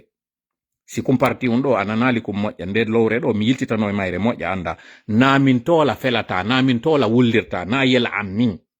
mi yewtay woni fiyo senerde nano ɗum ɗo ɓe fina ɓe anda konko ɓe yawiti ɗo konko ɓe sikki ɗon waɗiray ni tun ɓay tun les mêmes causes produisent les mêmes effets on ne peut pas faire la même chose s'attendre à un résultat différent Albert Einstein ko ɗum wi inna ɗon ko on ɓuri marde hakkille jama on taho ka anda ɗon ko wi wo wonugol junuyagal ko tuma waɗuɗa hunde wotere nden e laawol gotol e none goto on habbitiɗa yo taw ko yaltoyta kon seeday si a ari a buɓɓike e baafal a ƴuwaki a yiltitike a arti kadi fayin a ƴuwaki ngal baafal ɗon ngal dillali a sikki an si a ari a tawa e ngal diri ara e woni buɓɓawi a buɓɓoto kañum kadi wo hakkilki koyo taw si a ari a buɓɓike sa artiti ƴuwi seeɗa ndara si a buɓɓoto si a buɓɓike fayin ɓurti ƴuwade kadi ndara si a buɓɓike fayin ruugi ndara kañum kadi sa buɓɓoyto hande kadi si tawi hara wondema ina dambugal ngal udda a feƴƴo e joni ɓeɗo noon kamɓe ɓay ɓe waɗi ka hoore maɓɓe wondema ɓe waɗay ko Mali waɗi kon ɓe waɗa ko Burkina waɗi kon anditen noon Burkina ko Burkinaɓe ko pulal num wowleteno ɗon atiɗo laamade ɓe on kañum kadi ko pullo num Thomas Sankara kono ngaygu oɗo ngum ɓe yehi kañum kadi e leñol luttuɓɓen fop ɓe waɗi ɓe ko ɓe waɗi ɗo kon hino ɗo hande Blaise Compaoré il est à l'exil o ala hande ka leydi makko ɗin ideji ɗi o jogino ɗon wiugol discriminegol ɓeɗo ko ɗum woni ko yalti e makko hande ɗo Niger kañum kadi paare ka gereji ɗin waɗi ton fof ko tuma innuɗa an hiɗa ɓuri goɗɗo e ko tawata Allah no kafi on ko tawata laɓi sendata ko probléme on non immo mi jooɗo ko ɗum woni addude gere yaltu min tun mi ñaama an a heɓata ko enen fop yangi ko enen fop remi ɗum gasata e nokku ko ɗum yoni yewtude ɗo fi mum jon noon si a faami nde lowre ɗon a rennon joni e ɓe wonɓe wadde ɗo non ko kone wadde ɗo kon ɓe ɓe mowlama ɗo fi mum senerde mi andinama senerde kala wonɗo e wallidirɗo e maɓɓe hande ɗo wonɗa pullo wonɗa soso wonɗa maninka wonɗa forestier jango e luttuɓe wallitiɓe ɓe gibi ka fuɗɗore ɗen gibi ñande kudeta on ɗo noon yomi yaw e aliyeɓe maɓɓe sakkitiɓen ɗo fuɗɗoren taw premier allié o min o wonɗo hande yewtude on ɗo mi fuɗɗoro hoore am min ɗo ñande kudeta on waɗuno en fopp en immanoki kellanɗe nden ñande Mamadi wasina Mamadi ƴettuno ɗi fureji ka ɓawo otowal ɗo daasi wasina Mamadi groupement mon o force spécial wonno e wadde ko woni e wadde kon fof e ɗi quartier ji ɓe waɗuɓe ɗi kagguji kono wasi en andano nden ñande ko kanko kono en hoolimo ko hoolare waɗnoɗen ɗum nden hoolare nde waɗno nden ko de woni ko hewtiri ɓawo meɗen no selludal en immaki dogiɗo waɗi tourné fi makko kon to hande selludal e woni onon tigi ɓe militant ɓe axe on ɗo ɓay o addi Alpha o jindinimo ka axe wal ɗo kono yaltuno waɗi nden ñande manifestation de joie hande wiyey ɗon yaltude ɗo waɗɗo manifestation de colère o waɗi manifestation de joie on kellanama ñande yaltuno ɗo wiyoɗon iɗon hollude manifestation de mécontentement o mettama ko waɗi ɗon kon kono nde ɓe waɗi no ɓe gollitirnoɓe on nden ñande ɗum ɗo ça ce sont les premiers soutiens les premiers alliés iwen ɗo yahe non e soori ɓe wallunoɓe mo ɓende ñande ɓe nanno ɗon hito mum ñande kuude ta o waɗi aliya heno joƴƴini padire no yewtitude e makko hande ɗo konto aliya woni Michel Lama maɗɗinoɗo ndu pepour ñande kuude ta woni hande ɗo konto Michel Lama woni Sadiba Coulibaly jonnunoɗo mo nokkere nden koɗɗo ma kindiya tawi ko ɗon o entraînoto no ado jonnede kaliya hande ɗo konto Sadiba woni non haka hewtuɗen hande ɗo ndaare aliyeɓe makko ɓen fof du premier jusqu'au dernier aren sutiyemɓe makko ɓen tigi ɓe wallidire muɗum ɓen joni ka sengo civil ɓe kañum kadi no mi wiri on non mi wowlata inde parti ji mi wowlata inde yimɓe hande ɗo par respect pour certains principes ɗi mi jogui joni ɓe innaɓe hande ɗo nawama kaso nanen mi laɓɓinani on ɗo min wata on commentu fi muɗum kono no mi wiri on non ko mi yaltinani ɗin tati ɗon ko fiya yo anda ɓeɓe wonɗon yiide ɗo julaɓe fop wonɓe immade ɗo wallito CNRD komi wiwno on kon ko ɓe tawata CNRD ari yehika kayeji comptabilité yehika finance ji tawi si tawi innama 1 milliard yoɓete kamɓe ko 250 millions ɓe woni yoɓude 750 millions ji ɗin CNRD no wiide konto waɗɗon ndi tawa justificatif majji ala ɓe applica ɗon non kañum kadi ko innete comme pénalité ko tawata kon fausse déclaration ji ɗi ɓe waɗi ɗin ɓe nayi ko waɗa ɗo fo si men calculi ɗo koye kaso mayata entreprise maɗa on yeeyete tawa heɓata ko yoɓira on ɗon tawa suusata noddude ɓiɗɗo mum yeetomo suusata noddude isaɓe mum yeetomo suusata noddude e goto yeetomo négocia ɗon sur le champ ko on ɗum mi waɗata c'est simple ko waɗata mi yi financement ji ɗi waɗanɗa ɗin opposition o mais en andi déjà ɗa opposino e amen gibi hande ɗo si amete a immoto ama gibi hande ɗo ka tawata wata yaade amoya toon foppo koya wakkilo toɗɗen fof waɗa hay ko tawata kon ko contre dina maɗa kam fiyo mi wawa heɓude komin faala kon anani minani ɓiɓɓe maɗa ɓen kañum kadi ko ya tawno ɓe ɗum ɗo si ɓeɗo tawa kay ɗum ɗo ko ɗo yaltoyta ɗum mi wowlani noon ɗum ɗo heɓino duuɓi minni taw ngata koye ɓe sele ɓe ɗon acciteɓe ka woni ɗon yahane mawndu gooki ndu hande ɗo non ko ɗum woni e yaltitude ɗo ɓeɓe wonɗon yiide ɗo hande naɓama kaso ɓe naɓay ɓe to woni fiyoɓe signe engagement go kañum kadi meɗe yaltinde maɗo kono sa yalti ɗo ko hunde kaare waɗata anani o jaɓa e hoore ɗum ɗon ko ɗum wonɗon yiide ɓeɓe wonɗon yiide ɗo kala mo wonɗon e yiide wallitiɓe ga hewti ɗo ko ɗum ɗo ko catégorie ɗin mon ko tawɓe ɓen hino wallitorde CNRD sabu ino maridi e woɓɓe go ngaygu tawɓe ɓen kamɓe ɓe añi opposition on ɓe faala noon ɗaɓɓude ka ɓe vanzo kamɓe kadi ɓe inna opportunité maɓɓe on ko oɗo ɗon noon yoɓe wonu seraɗa ɓe jokka haajuji maɓɓe no woodi woɓɓe maɓɓe fewno juulirɗe wudditete ko kamɓe ɗowtuno CNRD ha hewtora e ɗen juulirɗe no woodi woɓɓe maɓɓe kaka maɓɓe siɓɓe CNRD wernano hewtami wola inde maɓɓe ɗon andi no woodi woɓɓe maɓɓe ko kañum jonnano goroje fi affaire o changement de constitution fi affaire o mandat makko ɗo no woodi woɓɓe ko ɗum kono konto ɓe sakkitoroyno kaka tribunaux ji ɓe yahata ɓe portoya plainte fiyo ɓe accu ɓe wawa dépose de candidature maɓɓe ɓen noon no woodi woɓɓe maɓɓe wiwnoɓe min jamfata on min toñata on min ɗaynata on iwtire ɓawa men komin wi kon ko ɗum waɗoyta no woodi ɓen kono hinno hande ɗo ka yaltoyi joni noon on jamfike hoore mon on jamfike siɓɓe mon hande ɗo noon yiltitike e moɗon on foppino yiyede komi woni wowlirde naafi wiwgol mi ñammintina e ɓeegoy ko fi an mo waɗali taw ella on ya yiw janga ɗo ko objectif an on goy ko ɗum haɗi mi jonna inde par ce que ɗon andiri mi jonnugol inde nde miɗo wola mi yiyete ko an hande mi yalna mi wi kono komi woni e waɗirde ndi ko fiya janguɗon an anda a wallitoraki CNRD fiyo CNRD honno ko wiɗon kon sina ɗum naɓaɓe hande ɗo kaso yoninoɓe ko ɓe waɗi ɗon kon yo inne hande kadi moditi a muyelo mayo yomi acciri ni yomi yaha goɗɗo goo kañum kadi kono nono ko artirgol ɓe ɗon kañum kadi waɗitaɓe contrat go artituɓe ɗo mi wowla on ɗon inde nde wano sifa Charles Writing no woodi contrat mo ɓe jonnaka ɓe artiti ɗo ko wondema waɗi hunde kadi ti nous est redevable ɗum ɗo yoni fiyo men naade kaso ɗum ɗo yoni fiyo maɗa no hande kadi a fuɓɓitata ko ɗum ɗo ɓe holla maɗi fof ha yiyaɗi anda modi ko a mayɗo yeeso maɓɓe ɓenna kono ɗo emen ware minen meɗen moƴƴi meɗen récupérudema min jonnitama ko min jattanoma ko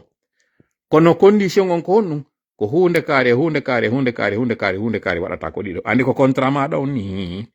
mi yetinoke on ɗo e saayi mbuuɗi ɗi yiwɗon dépensama ɗo ko mbuuɗi maɓɓe kamɓe ministron ɓen kamɓe muwanɓe ɓen ko mbuuɗi maɓɓe ɓe ƴetti ɓe gollitiri ɗo fiyon ɗum yahama ndarama woɓɓe maɓɓe tawi malversation ji no woodi ɗi ɓe waɗi no woodi piiji ɗi ɓe détourni CNRD yiiɗi few jogi preuve ji ɗin ɗum ɗo a détourni sifa ko woni wadde kon dossier Epstein on ɗo kono ɓe waɗayno ɓe ɗaɓayno woɓɓe ka nder suudu ɓe filma ɓe ɓe wadde piiji ko tawata ɓe yiɗata yaltoya ɓe naw joni noon ka waɗɗa ɗo si haaju a yani e nomugol juge jo ko mi yiyatama ko annoma taw juge jo ɗon si kaari faalama heɓde contrat kaarijo ko ammi noddata waɗana ala hunde ka sa faalaka ɗum ɗo yaltoy ko ɗum ɗo waɗata iɗa faamude ko wonɗon e yiide ɗo fappino feƴƴude ko tawata mi ala détournude yewtere nden ko hollugol sa waɗali ko ɗum ɗo waɗa e ma si a waɗali ko mi wi kon ko ɗum ɗo habbima hiɗon andi États-Unis no mari lamɓe njelo waraɓe États-Unis ko njelo ɓe mari lamɓe taw ɓe laamike ɓe warama tefe ɓen waraɓe ɗon ko honɗum waɗi si ɓe warira ko honɗum ɓe waɗuno kamɓe ko tawata luttuɓe wiyama e waɗu ɓe waɗali ndaron noon hande ɗo wojja hoore ɗo ko wona waɗede ko kom falama yetade fi wota yewtere nde wota mi waɗu ya yilto ka tawata live on heɗi ɗo 1h06 minutes ko très simple mon ma fewtude ɗo mi yiyatoma an o musidɗo an wonɗo jentitade o live ɗo an o guinéenjo ɗo kulol dandalima jamfa wallalima mi fillito ngo cippiro ngo wonɗen ɗo kulol maɗa yolla gongol e bara on ɗo dandalima jamfa maɗa ka wonɗa e waɗude kanka nafalima ko wawa ma wallitade ɗo ko ya wono suusuɗo reedu wona on non ɗo sa wonali on suusuɗo reedu suusi gonga fawi e Allah woni e konko laaɓi ko heɓi ɓeɗo konko ɗum heɓa e ma mi huɓidira yewtere nden ɗon honɗum o yi hankin ko feƴƴi kon pari woɓɓe goo wi'i hino wernude mo kanko numurudu fiyo arɗon ɗon andi non ko mi yeytinomo kon fi magol argol makko France o min mi fewtinomo mi yewtimo en toute amitié en toute sincérité minimo ta aro min ko nde yewtere mi waɗi mo faala noon yo argoy na probléme fes yo aro kono ko homɓe woni lan e yurmude hande ɗo ko ɓen tawɓe ɓen si mi wi'ino nanen ko ɓe obligeaɓe yo tawtu tawoɓe ɓe ala feere goo si en iwi catégorie ɓen ɗon no woodi ɓen tawɓe ko mone par ce que hiɓe waɗa ko tawata welali ɓe inna noon joni yottagol ɓe waɗuɓe ɓe koye ɓe yawɓe tawtoya ɓen ayɓe maɓɓe ko ɓen créi Sérélak ko bobo on piyana on Sérélak ko ɗon yari seeɗa tun hande kadi tawi watti bolcude tawi hande kadi a cama ñamede lanni fes jogi noon hande kadi taƴi noon hande kadi noon Sérélak ko ngo taƴi few ɗon andi si ɓe innama si inni papu on taƴi hande kadi noon selbi few tawi fusala o yi konto on Sérélak lannoyno ɓe haɓe tawi on Sérélak maɓɓe ɗum huɓɓali kono toujours hiɓe desidi ɓe rekilatagoy ko yeeso ɓe yarata ɓe heɓal poste ministériel ji finalement ɓe inna min jonnayi on chef de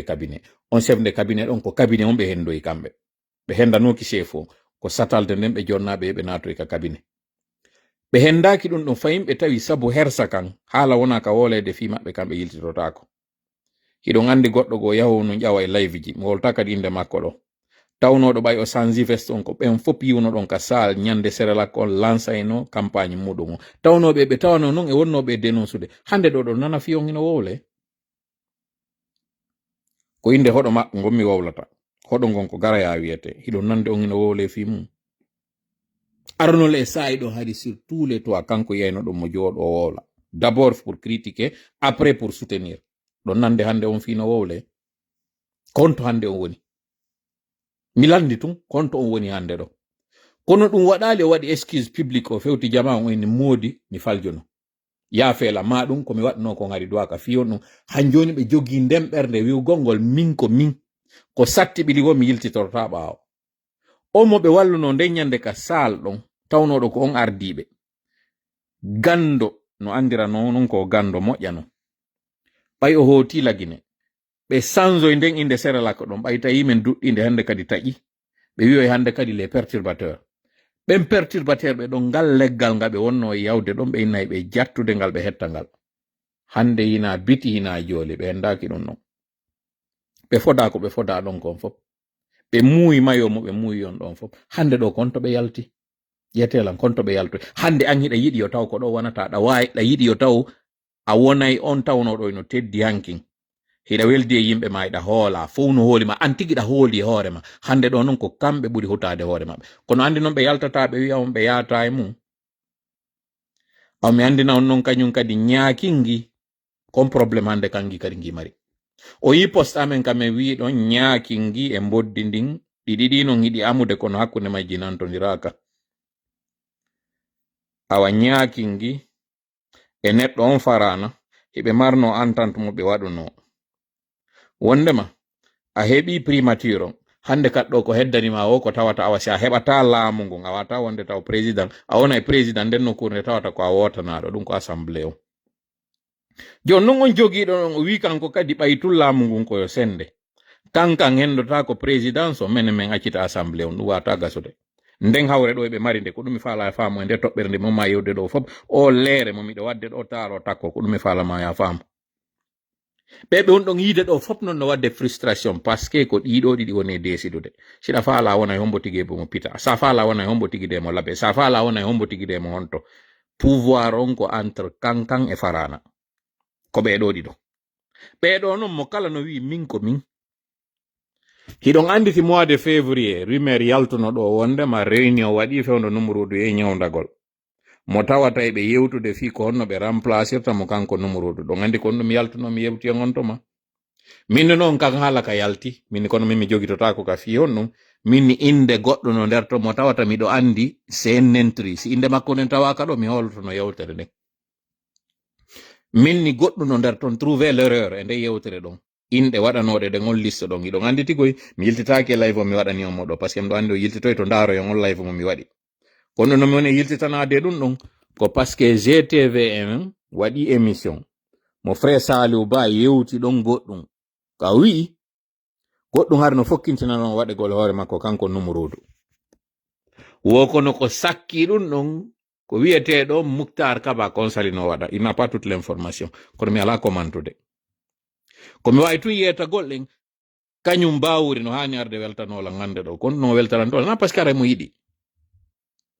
par ce que si mi yanono e ngol forowol banana yaltino non ngal nden ñande inna mo tawano e on réunion ɗon mi ari mi accréditi kan haala ɗon hara no ɓe heɓino ɓe ɓarora ɓe naway konko wola ɗon ko gonga kanko woni civil jon kanko nangueteno e ɗum ɗon ko kanko adeteno naɓede ka foccirgal kanko ɓe adeteno yaade ɓe naɓa mon ka guillotine kanko adeteno waɗede kono une petite lucidité nous a guidé nafi parce que comme kan opposé na parce que kanko bawuri o welatala na parce que ça ko parce que min ko logique mi yarata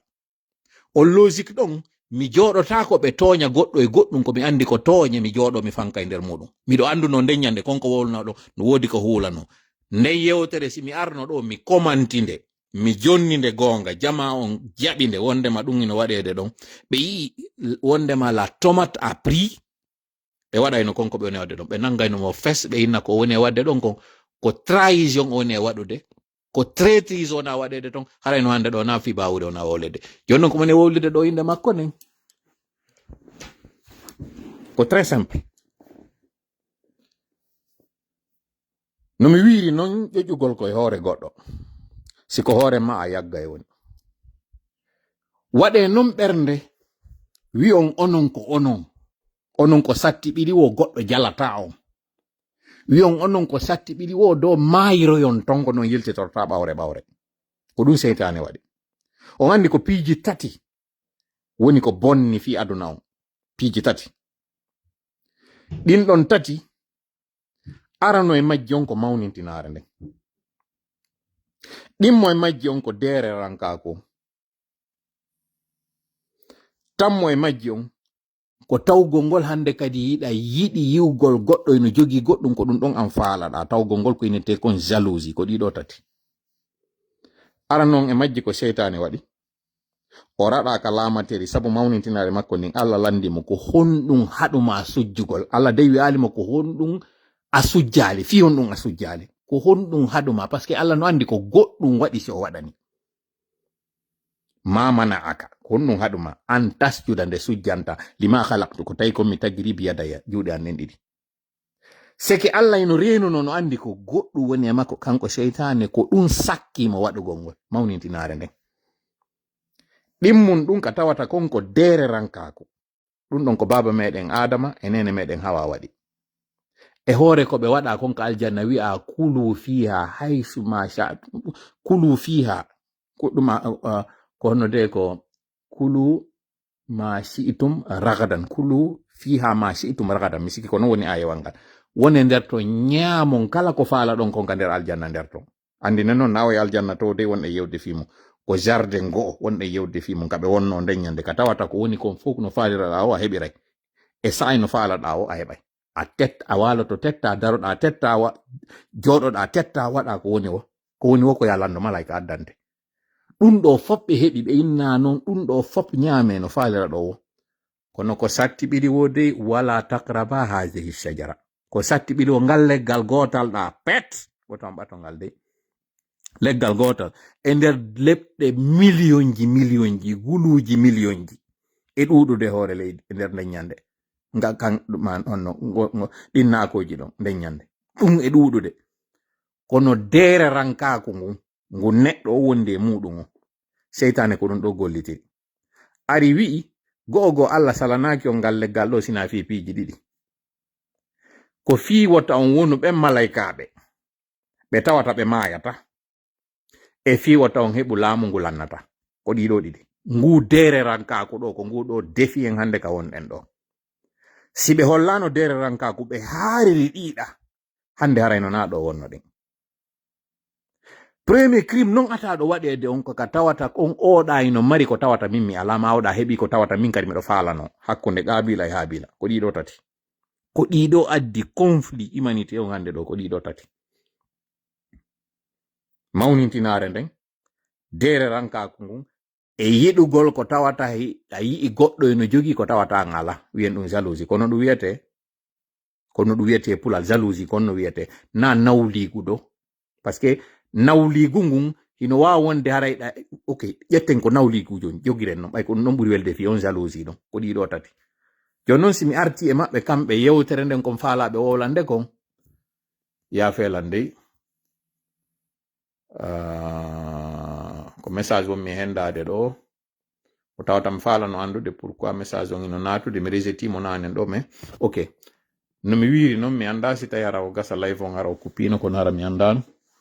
andinelan ɗo mi waɗa kenenti pause on I am here to give my testimony awa ino ngan ɗo mi wallete ɗo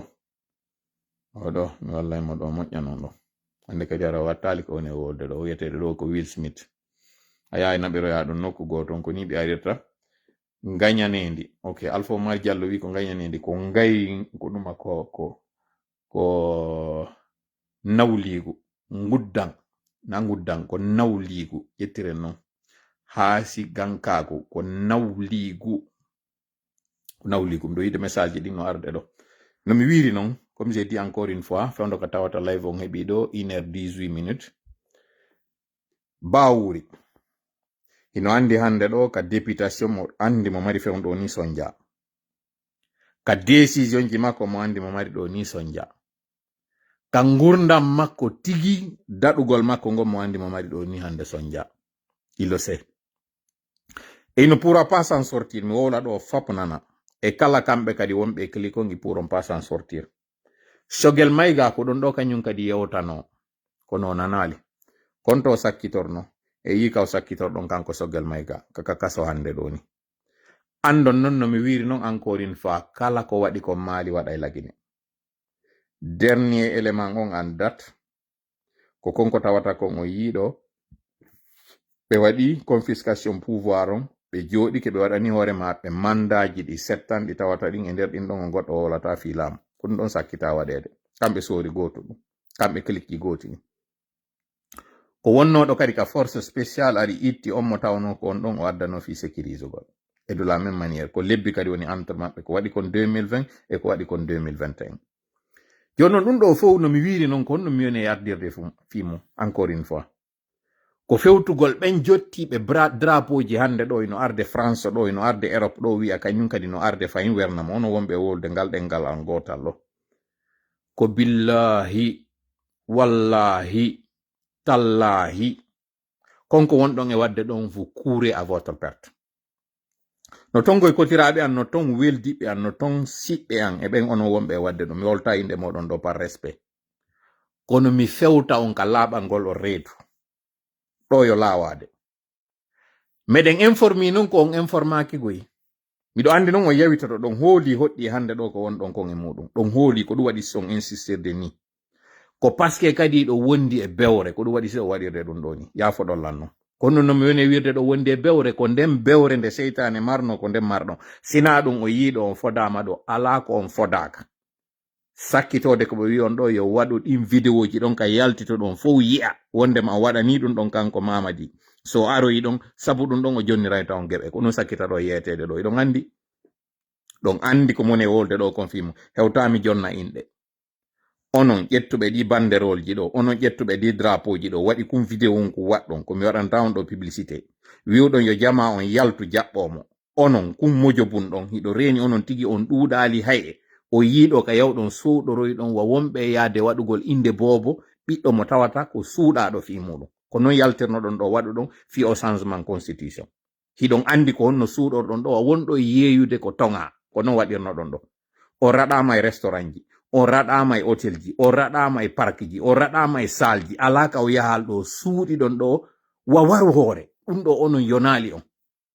Mi félicita ɗo non frappisɓe ɓen tawnoɓe ɓen ko à moins 5 degré woɓɓe immino yalti ɗo ari ka restaurant ji malgré tous les risques. Par exemple, frappis jon ɗo moltain mi insistata ɗo mo andi so reconnaît ici parce qu'elle est dans le live ici. E hoore jangol ka ɓe immino ɗo ɓe ari tawi ko ɓeɗo arata sakko on hulɓina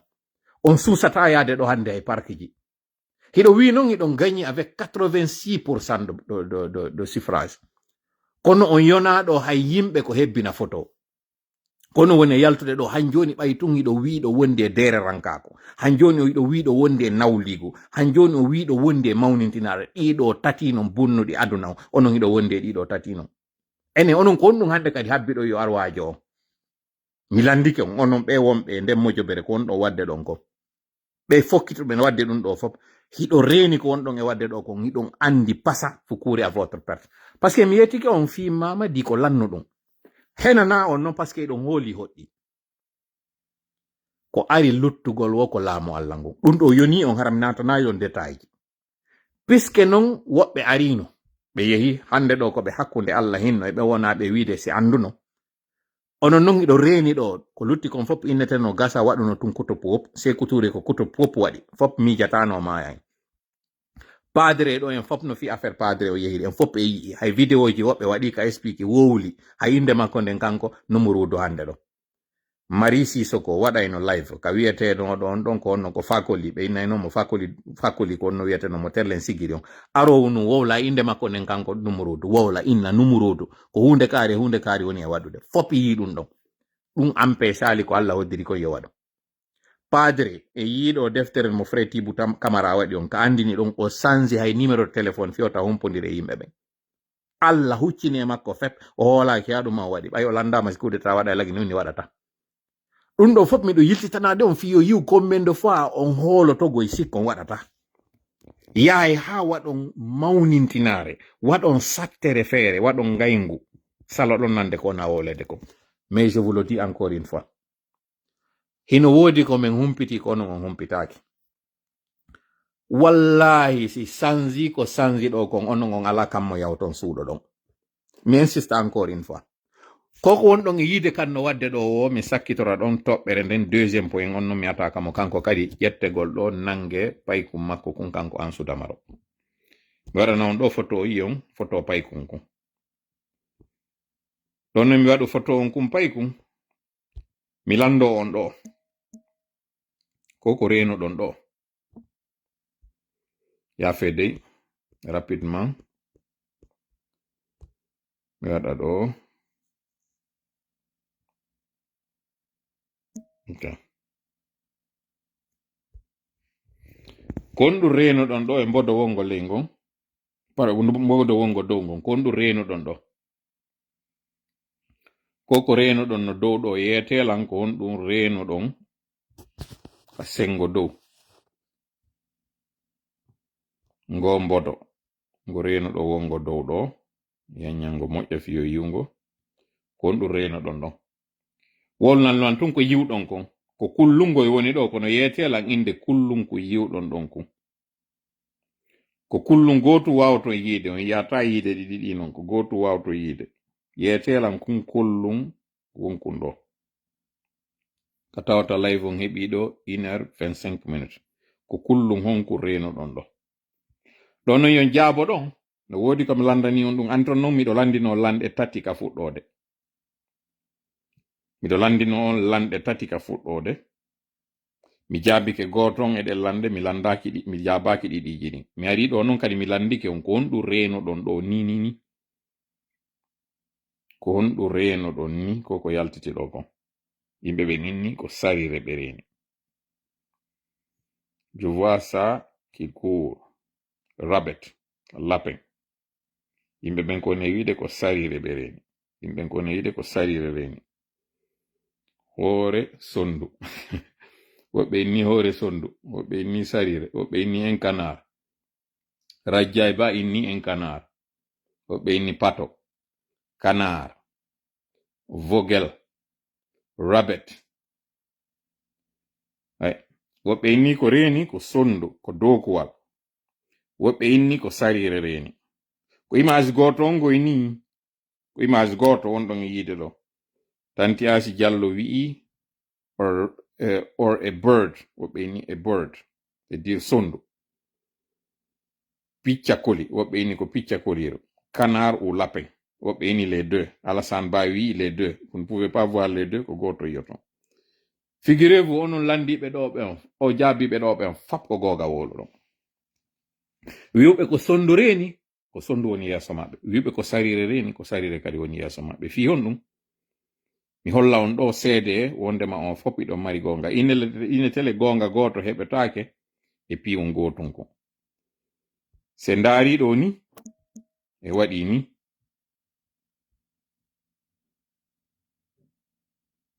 ɗo ko sarire ni ɗum ɗon o woli gonga few ɗo ko sarire reno ɗon kala ndaaroɗo ɗum ɗo ko sarire o reni ɗum ɗo iɗo reni ɗum ɗo ka ko sarire ɗum ɗo pellet ko sarire ni hino doppi ɗin hino yitere ni ɗum ɗo ko sarire kono acce mi holla on kadi ɗum ɗo ndaron kon ko tawata ɗon onon o yii ko sarire mi holla on nden sarire ɗon wondema kadi nde wawa wonde harana sarire ɗum ɗo ka tawata ɗo onon o yii nde sarire ɗo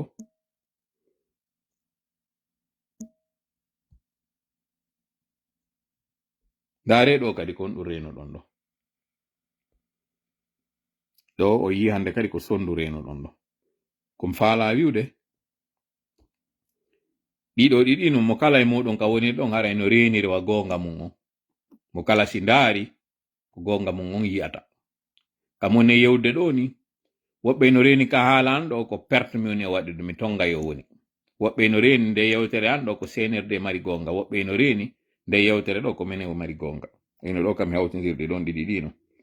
sarire nden nde wontiri sengo ka nano sondu ndu wontiri ka dow ko image goto wolle kono wonɗon e yirde noon ko noon seediri ɗum ɗo ko principe ko étude goɗɗo waɗi gando mo ɓe innata ɗum ɗo ko le canard de kono de ɓe innata inde nden ko le canard de bon mi yeggiti taw inde mum nden ko principe jangeteɗo hollugol ngol piwum gotum kon hiɗa wawa ko yiwde goɗɗo ko kañum yiya goɗɗum ngo ɓiɗɗo makko on kanko Ansu Damaro ɗo ko nangaɗo kon woɓɓe yi ko fenande woɓɓe yi ko welsindare woɓɓe yi réaction makko on ko yaltiɗo wondema han joni o ala hakkil o yiɗa ɓiɗɗo makko on sina ɗum goɗɗo arata nanga ɓiɗɗo maɗa on e waɗa sifa ɗi piiji ɗo no yerirɗon ɗo ni woɓɓe ko reni ko hakkil ko sarire ko hakkil woni e waɗude ɗo woɓɓe kadi ko reni ko sondu na hakkil o ala hakkil ko hakkil gerto jogi ko waɗɗo kon ko piyum gotum gon c'est la même chose ko image goto ko gite maɗa ɗen an kaɗe wata yiide kon ko ɗum wonɗa yiwde atinoɓe wiwde ɓen wondema ko sarire ɓe yi ko gonga maɓɓe ko sarire ɓe yi ino seede on inonde nder ɗo inonde ɗo kala ndaɗo ɗo ko sarire ri ino noppi ɗin ino gite ɗen kono yuɓe ɓen ko dokuwal, yuɓe ɓen ko piccakolide, yuɓe ɓen ko aljatiru, yuɓe ɓen ko sondu, yuɓe ɓen ko gertogal, ɓen non kadi ɓe faljali ino keletal ngal ino ngal dowɗo ino hoore nden ko piyu gotum kun hele ko gotum kun. Jon non komi faala wiwde e nde yewtere han ɗo ngo cippiro ngo wonɗen ɗo, simi arti ka fuɗɗode mo kala men no mari façon no woni e yirde wonde mo wallinen ɗum tawi eto en exposé woni ɓe ngure meɗen nafata san serari en guine en jom o jaɓi selen san serari en wodi woɓɓe e yirde noon wodi woɓɓe no mi wiri on noon nodduɓe la wi sa falaka an kadi ko heɓi ɗo kon an so yo heɓe an kadi walli wodi na hande kadi fuɗɗi no wodi par contre wonɓe e wiide na menen hani fankugol, na menen hani yanede e muɗum. Se dinde ɗa ara wi amen yo men accitu ko men woni e wadde ɗo kon haɗi yananaɓe wonɓe e wadde ɓen fewtaɓe no wodi kadi yirɓe noon. Min noon ko honɗum mi mari kam yetoto hen na ɗiɗa ɗiɗi no na ɗum min mi jonnoyo min woni opinion an o kami landino e minni ko homɓe woni ɓen ɓe Allah juulata e muɗum. Mi heɓali jaabiɗo en tout cas yer komi ndaari komi yaali ka commenteji ɗo jaabiɗo ko hombo Allah juulata e mum hara na o nelaɗo sakko wona na o annabajo sakko wona lendaɗo. Suratul Baqara sen jaari en ƴetti ɗerol 155 ƴetten ka jibi 154 fuɗɗoɗen ɗo yahin ha ka 157 suratul Baqara ɗaɓɓite moƴƴe yo ɗaɓɓiton kadi firanawon kono mi firanawon ɗo. Allah on dali ba'da billahi minash shaitani rajim wala taqulu liman yuqtal fi sabilillahi amwat bal ahya'un walakin la tash'urun bal wala taqulu watan wi'u ma wi'anon liman yuqtal on waraɗo fi sabilillahi e laawol diina Allah kan wata wi'u on wondema amwatan ko mayɗo on tawɗon o warama Allah wigoy tigoy o warama e laawol makko ngol tawi on ko mayɗo on mo yiwɗa on a yigoy Allah tigi wi o warama on tawɗon o warama maymo warede fi laawol diina Allah kan Allah no andirgol ko wi on wona ɗo man yuqtal on wona ɗo e warede o wi'ali man qutila par ce que hara o yeddi hara o waɗi contradiction o wi'i wala taqulu liman yuqtal on wona ɗo e warede ça veut dire ko action on himo continue waɗaka fewno maɓɓe kamɓe tun haɗa ɗon ndare subtilité no Allah waɗir no ñeñƴal makko ngal ka yewtere o wi wala taqulu wata on wi'an si Allah non wi en waɗe ko ordre so wi en accu ko ordre kadi wala taqulu wata on wi'an liman yuqtal on wonɗo e warede woni ko fewndo on tuma woni ko fewndo hande ɗo wondema on wona ɗo e warede fi sabilillahi e laawol diina Allah kan c'est à dire on wonɗo e dartanade goonga on par ce que ko ɗo nuance o waɗata ko ɗo goɗɗo arata wiya vous vous prenez pour qui kono wawi ɗo wiide hoore moɗon onon ko wonaɓe warede fi laawol diina Allah kala wonɗo e dartanade goonga on darto fenade nden ko wonɗo e dartanade fi Allah Allah non wi wata on wi am ɓeɗo amwat ko ɓe mayɓe c'est à dire ko perduɓe wata wiyamɓe ɗum bal ko woni haqiqa ahya on ɓe fi kala ɓe warede ko wurɓe walakin ko woni ka haqiqa la tash'uruna on ala so'ude onon o anda ko ɓeɗo woni wuruɓe ɓen ɓeɓe dictature o woni e warde ɓeɓe injustice o woni e warde ko ɓeɗo Allah luttinta inde maɓɓe lutta ka aduna ko ɓeɗo woni les héros ko ɓeɗo woni yanuɓe sayidi ɓen ko ɓeɗo tawata inde maɓɓe nde luttay e hoore warɗo ɓe on wiwɗo wariɓe on ko on mayata ko on mulata ko on fimum lannata na waraɗo on seede mum yiltete e tarikaji ɗin fop ndaron waruɓe ɓen innaɓe ɓen ko sahabaɓe inɗe maɓɓe e woletake ko wiyete ko yimɓe ari wari ɓe warɗo on tigi tigi ƴettuɗo kaafa kan wari on inde makko woltake ko ɓuri kon o hawtidirte woni e woɓɓe koɓe fop ɓe wiye bomɓe ɓen kono kanko mo laɓi kin cukka on ma kanko wara ɗon fi makko luttay ndaare hande ɗo Thomas Sankara fi makko eno wowlede ha wetango hande ɗo alors que non o waranoma gibi o wara na noon fi Allah goye ɗuman kono warɗo mo on kañum Blaise Compaoré hande ɗo ko fima ko kanko toma wona wolede fimo nafi Blaise non ha yewti hande ɗo ndaare ɗo hande jalloteli fima ko ka wona wolede malgré propagande wi gi Sékou Touré waɗi ngi fof e yimɓe makko ɓe ndaare ɗo fi jalloteli ko wona e wolede non ndaare ɗo hande Nelson Mandela golle ɗe o waɗi nden naadunoɓe ka kaso ɓen ka en naadunoɓe makko kaso e kanko taw ɗon o mayano ka kaso ko yalte ɗo ndaare fi makko ko wona e wolede ɗo mi landete noon ayewal ngal fi kam wi on ɗon no yi on noon ko mi wi kon ko homɓe Allah juulata fi muɗum o wi wala nabluwannakum pellet ko ma min darda on bi shay'in min darndoro on hunde minal khawfi immordi e kulol wal ju'i e heege wa naqsin e ɗuytal minal amwali e jawle wal anfusi e ka wonkiji kadi wa thamarati e ka dimɗe ka heɓoton kon ka wonɗon e remude kon kono noon wa bashir wewlin asabirina muññiɓe ɓen tawɓe ɓen e hoore sattende nden ɓe wakkili ɓeɗo wewlinɓe sabu ɓeɗo tawɓe ɓen Allah wina ɓen ila asabahum si heɓi ɓe musibatun sattende qaaluɓe wi'a hon ɗum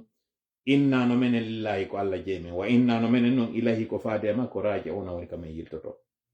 Allah wi ulaika ɓe siforaɓe ɗum ɗo tawɓe si ɓe heɓi sattende ko ɗum ɗo ɓe wowlata alayhim e maɓɓe salawatun julde e kisiye min rabbim imorde ka joomi maɓɓe wa rahmatun e yurmede ko ɗo tun ka aduna deftere nden fap e janɗude corteji 114 ɗeri temeɗɗe jeego ka ko 400 e goɗɗum ɗiɗo fop ko ɗo tun Allah wi mo Allah juuli e mum mo tawata na nelaɗo sina ɗum koye nelaɓe makko ɓen o juulata kono maqamu martaba mo o waɗani on neɗɗo mo tawata Allah juula e makko ko ɗo tun muññiɗo na non dey muñal ka innete goɗɗo ari yaaɓima ɗa wolali fus na o ko mo tawata ɗiɗi mi wowli ɗo fop ɗi heɓay mo ma goɗɗo e ɗiɗo heɓay mo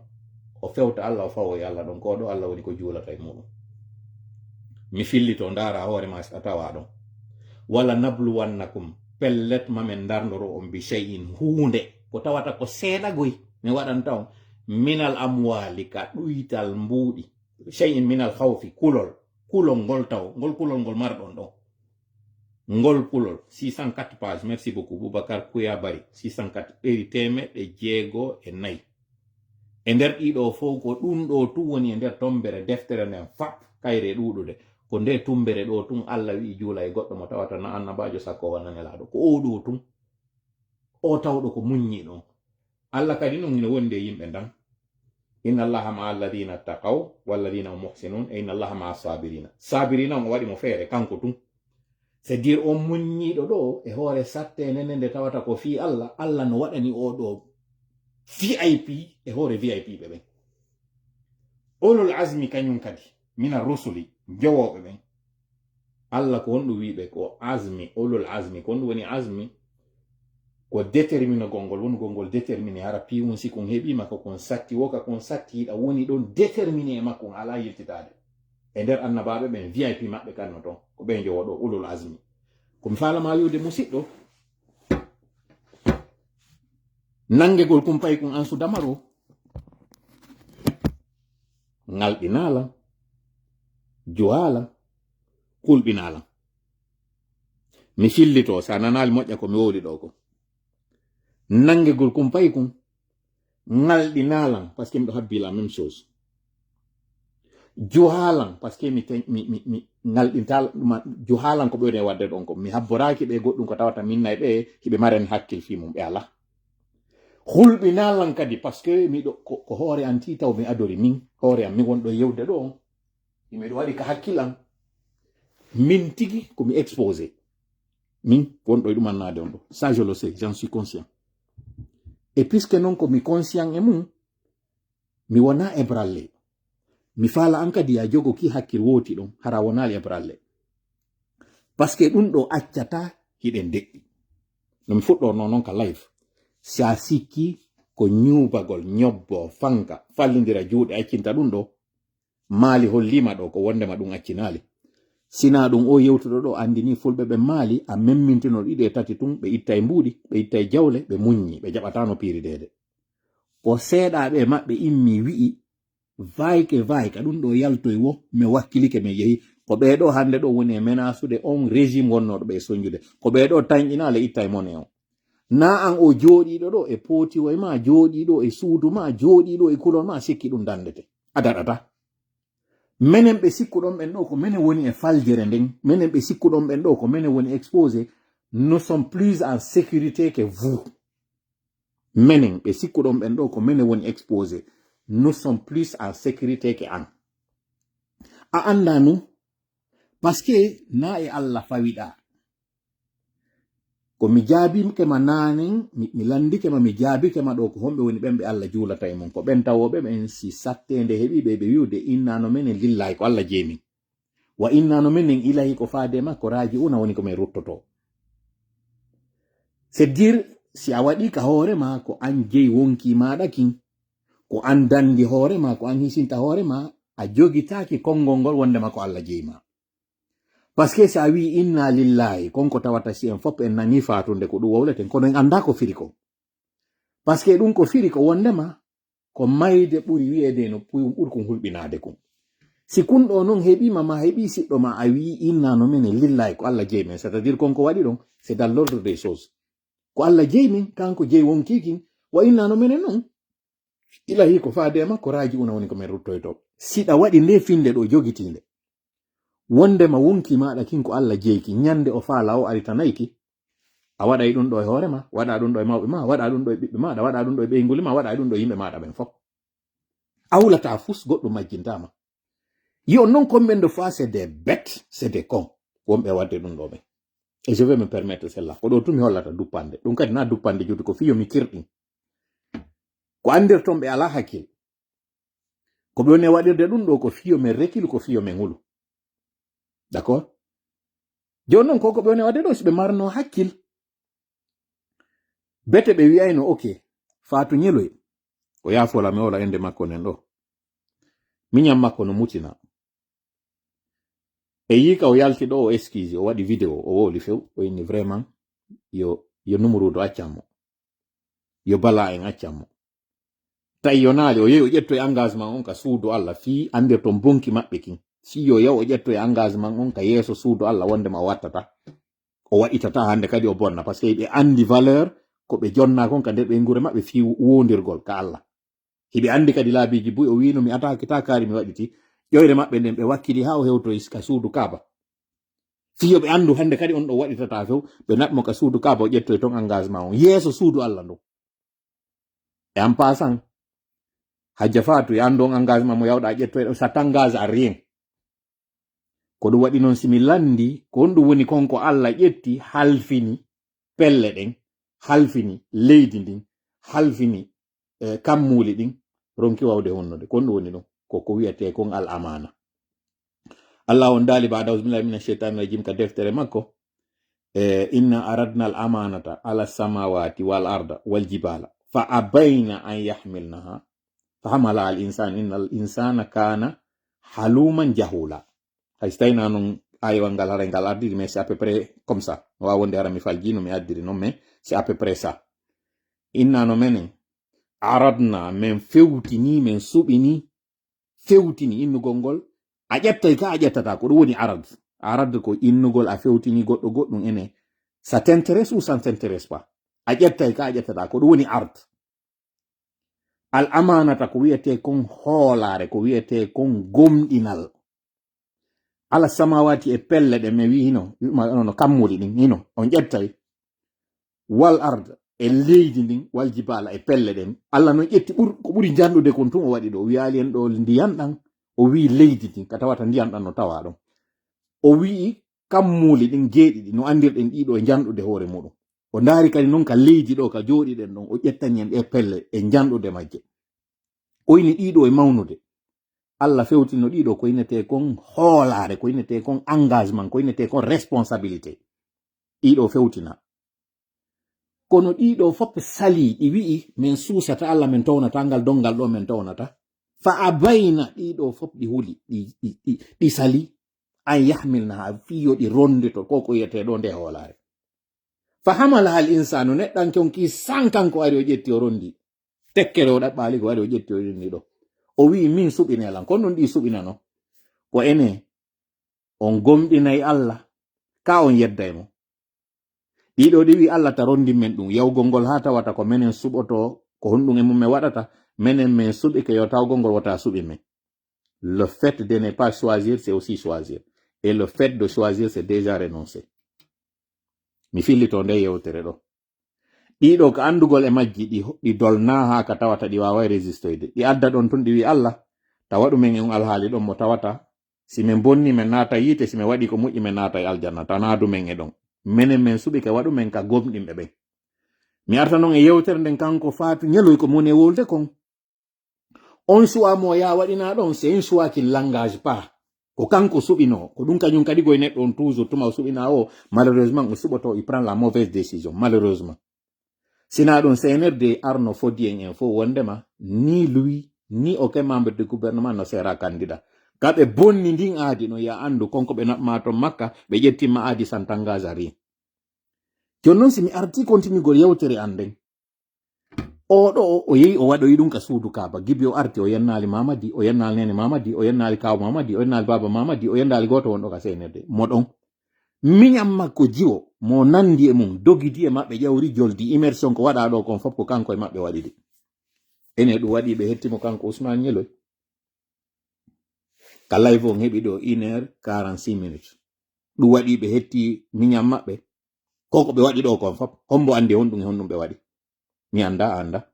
par ce que no wodi wonɗo dogidude e maɓɓe ƴawride joldida honɗum o dépense na hombo andi mi anda si ɓe marno noon hakkilɓe wawno wiide ok ɓay oɗo kañum waɗi ɗum encouragé luttuɓe waɗen hollen awa kala waɗoɗo komin wi kon min waɗay menen kadi komin fodi kon oɗo hettali ɗi sabu ɗum ɗo miñiramo Zena PV ɓay baba mum nangama ɗo e hore ko wonno opposade kon fof ɓay yawoy ha o tañƴini goɗɗum waɗay baba makko o yi image babe makko ɓay ɓe nangama ala ko dogali o ƴawri ɗo hay sadaka o waɗani Mamadi o inni ɓe yawɓe waɗanamo lecture janngugol Qur'ana kindiya hay ɗum o waɗi ɗo en fof ɓe yi ko waɗi kon ɗo koma e lamuyeyo mayo ka réseau sociaux ji ɗo kono nde ɓe jonnoynomo ko ɓe noddirimo ko fure baba makko enfin ɓe noddiraɓe hay ɓe waɗu ka réseau sociaux ji ɓe bugi ko ɓe waɗi ɗo kon fof si CNRD no ƴoƴuno bete ɓe heɓayno kin hakkil ɓe na d'accord joni ko waɗeten fiyen suyno luttuɓɓen kala waɗoɗo ko wi kon ino ɗum ɗo ko waɗeten récompensere mo ɓe waɗali ɗum ɗo mi ƴettani en ɗiɗo Babila ɓay ɓe ari ɓe nangi babe Babila ɓe naɓiɓe Babila yalti holli preuve ji ɗin fof contre babe makko naɓa hade o yalta en o waɗa tribune ji o acci o deƴƴi ɗum waɗi Babila hetti babe muɗum et puis ça sonne bien Babila e babe mum ɗum waɗi Babila hetti babe muɗum ɗum waɗali Babila hetti babe muɗum ɓeɗo fof innete ko ganin ɗo waɗi tan on yonali taw ok peut être ɓe jogade ɓe taw seeɗa ha ɓe yiya fuɗɗoɗen ka fuɗɗode fonike menge e Billo Ba ko duuɓi jelu gibi ɓe nanga FNDC waɗanoma taw diso accino wolude inde mo organisation on lagine ton ɓeygu makko kanko Billo Ba e ɓeygu fonike menge ɓeɗo goto e maɓɓe yaltali waɗi protestation goto e maɓɓe yaltali critique no deƴƴi no wowlde haalaji d'ailleurs aatuɗi haalaji newiɗi ɗum waɗi Billo Ba yalti ɗum waɗi ɗum kañum oya honno e fonike menge yalti ɗum yaltinali ɓe donc ɗiɗo fof ko momma yaltinande ɗi ko hollugol ma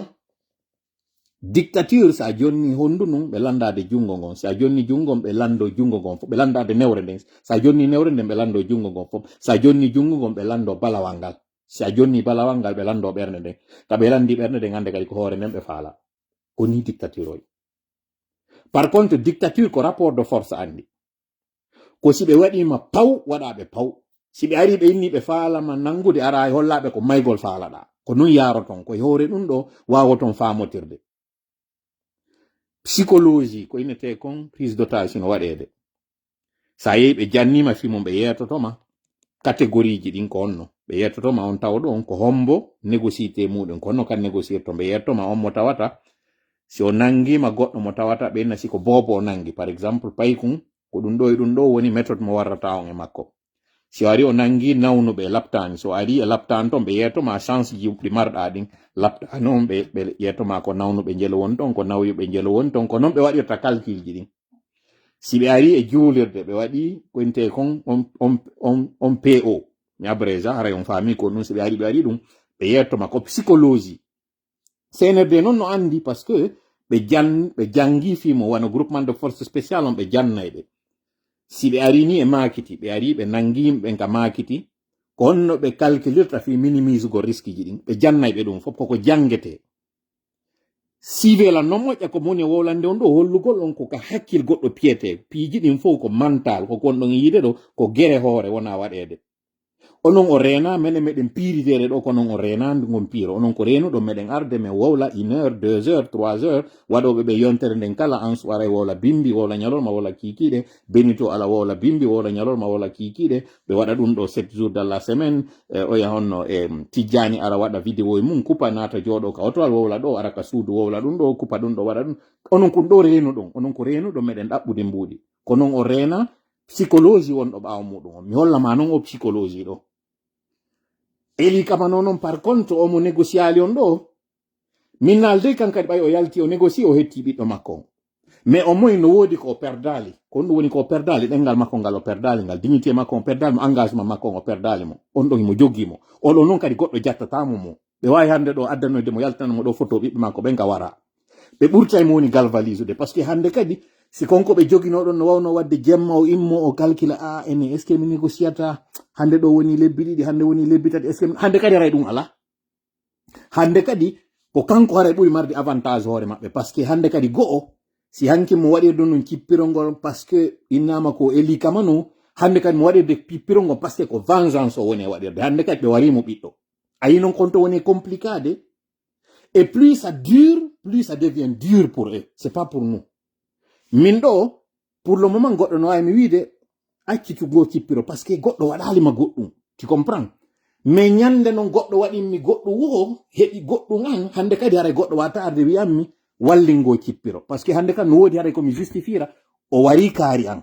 ma o nangi kari an tu vois là où c'est intéressant en matière de psychologie CNRD non sede non ko fusagi be ko be fetu be ko be komobe be anda ko premier jour ti de woni difficile c'est-à-dire nyande be nanguno be don o yinde nyande o wulluno mais quand je lui parle mo andi ko mi o yikari ko yaltoy dum mi wada do indiscrétion parce que bay mi yi vidéo makko ka woni wulde don woni ko wullani ko ma pay ko dimmo qu'est-ce que je lui dis kanko ansu mini ansu regarde mo ya calculo no be wadiri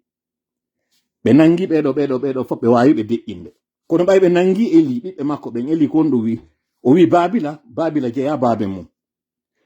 baba goto makko be no yeja je babe makko be nene makko no je babe makko nene goto makko be no yeji babe makko ini kono kanko je bibbe makko be kanko e bengu makko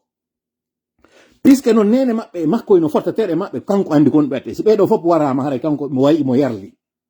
kono be wadi do be ari be nangidi biddo ansu on e gorejo biddo ansu pourquoi fiyo hebo pression supplémentaire be ala be nangide pay kunkuntum be nangidu pay kunkun e gorejo makko fiyo be do fo hawtindiri wada pression on e hore makko mais so yi calcul mabbe machiavélique mo be wadi on c'est dire be yaggi eli kamano be yi jaka jaka si men nangi biddo on tun yonata be huuli tawa koy be nangidu pay kunkun e gorejo makko be do nodda mo hande kadi wada pression mo be faalo no on kambe c'est dire si mo wawi wiide tun nene biddo makko wonde ma hey o biddo den fota tere mo madon d'ailleurs o biddo mi falno mo yaltinde ko ansali jonnon ta sonjang ko yo taw o raccroché tum baba ela nodda mo inna walli men gatta biddo amen o nangolira be do heba ko hilno hande kadi o yaltata o denon sabe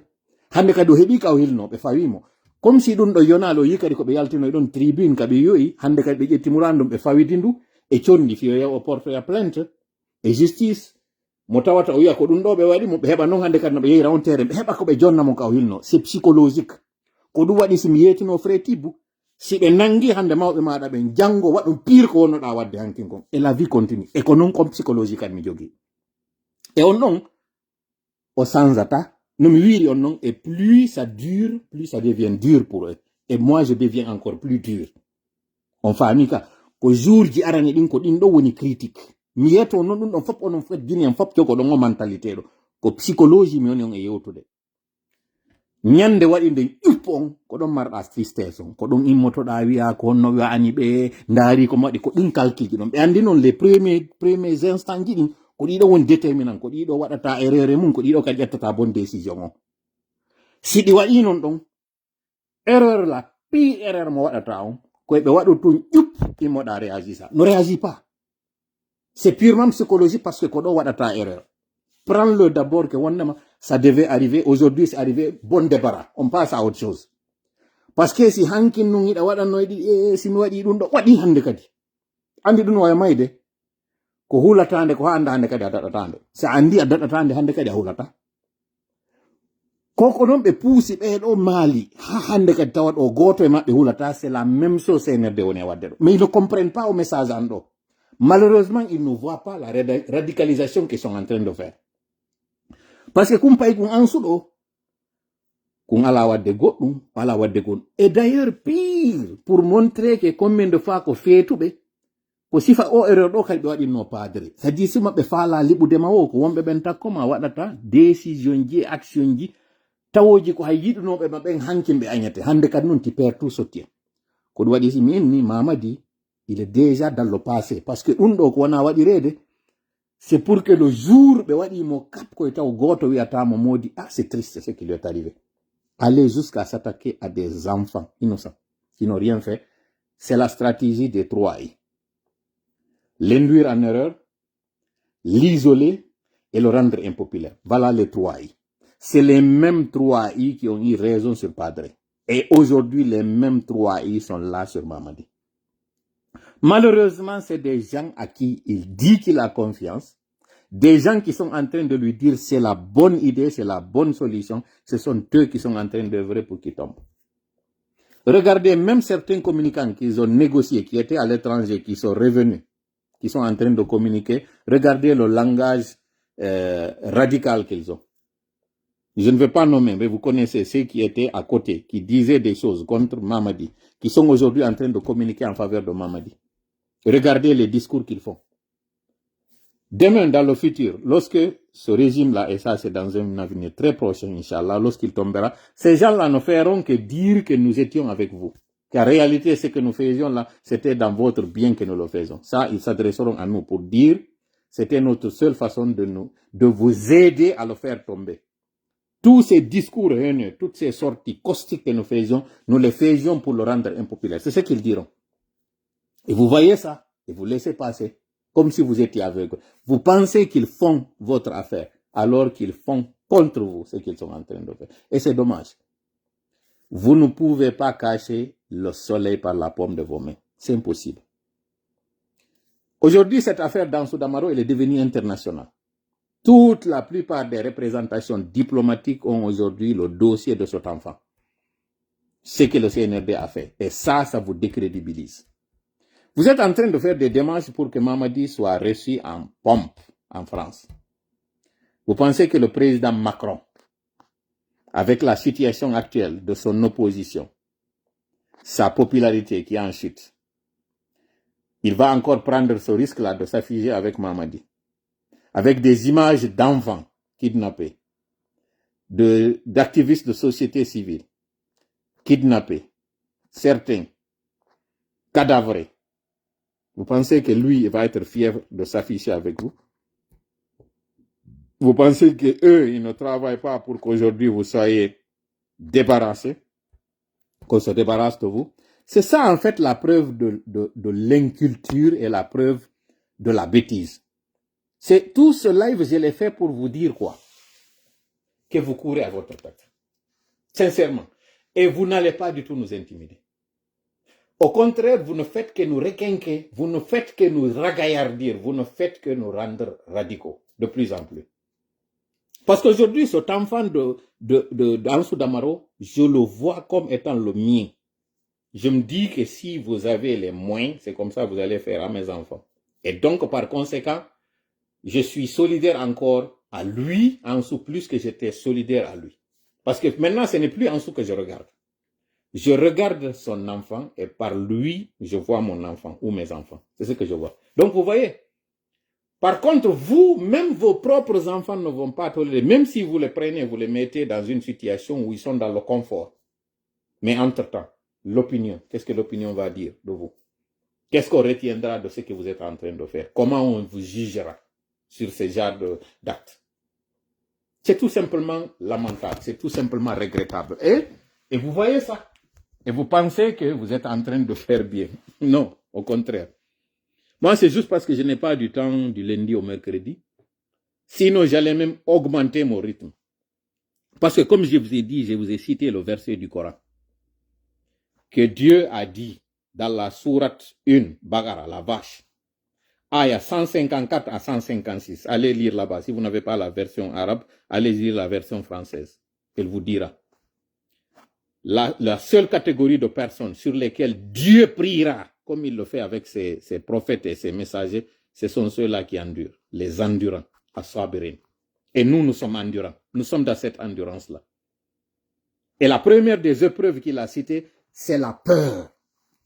Il dit que nous allons vous éprouver d'abord de quelques peurs. Il a dit de quelques, c'est-à-dire une partie de peur, une partie de perte de revenus, une partie de situation difficile. C'est à ça nous sommes. Actuellement là, nous sommes les éprouvés. Et cette épreuve ne nous ébranle pas. Cette épreuve ne fait pas que nous on abandonne cette lutte-là. Au contraire, cette épreuve nous montre que Dieu est avec nous. Parce que إِذَا أَحَبَّ اللَّهُ عَبْدًا ibtala. Lorsque Dieu aime son serviteur, il l'éprouve. C'est une preuve de son amour. Il l'éprouve pourquoi? Pour d'abord le rendre plus fort, avant de venir maintenant fortifier sa force par une victoire. Parce que c'est ça l'objectif final d'une force. On est fort pour aboutir à notre objectif. On n'est pas fort pour finalement perdre. Non. On perd et on devient fort face à la perte pour finalement être un victorieux. On a posé une fois la question à un penseur. C'est qui le vainqueur? Il dit le vainqueur, c'est celui-là qui n'a pas accepté de perdre ou celui-là qui a vu sa perte comme étant une leçon pour finalement ne plus perdre. Voilà le vainqueur. Le vainqueur, c'est celui qui n'a pas accepté de perdre ou celui qui qui s'est pas résolu face à sa perte. Son échec. C'est lui qui a vu son échec, qui a voulu que cet échec-là soit la base ou le départ pour la prochaine victoire. C'est celui le victorieux. Ce n'est pas celui qui a été vaincu, c'est pas lui. Le victorieux, c'est celui qui a vu qu'il était sur le point d'être vaincu, mais qui s'est dit, je ne vais pas accepter de perdre. Ou qu'on m'a vaincu, mais que je ne serai pas du tout convaincu de cette victoire. Je veux me relever. C'est celui-là. Et donc, nous sommes dans cette catégorie. Nous sommes à ce niveau. Nous n'allons pas nous laisser faire. Maintenant, c'est à vous, hein. Plus vous continuez dans cette bêtise, plus vous devenez impopulaire et plus le temps dure, plus vous êtes en train de vous essouffler. Au contraire, plus vous faites ces bêtises, plus nous avons, nous, de la solidarité, plus nous avons, nous, des soutiens, plus nous avons des adhérents à notre cause. Parce que finalement, tout le monde se rend compte que c'est vous les méchants, c'est pas nous. Si avant on pouvait dire que nous sabotons le pays, nous sommes en train de faire des communications pour que le pays n'avance pas, les gens voient maintenant qui sont ceux qui sont sadiques. Les gens voient qui sont ceux qui sont méchants, c'est pas nous. Même au sein des enfants. Vous imaginez la photo de cet enfant-là circuler dans les collèges, dans les lycées, dans les écoles primaires. Tous ces enfants que vous êtes en train d'impressionner et dire que Mamadi, c'est l'homme de demain. Mamadi, c'est le sauveur. Vous pensez que tous ces enfants-là verront en Mamadi une bonne personne, quelqu'un qui kidnappe un des leurs. Regardez ce visage, innocent.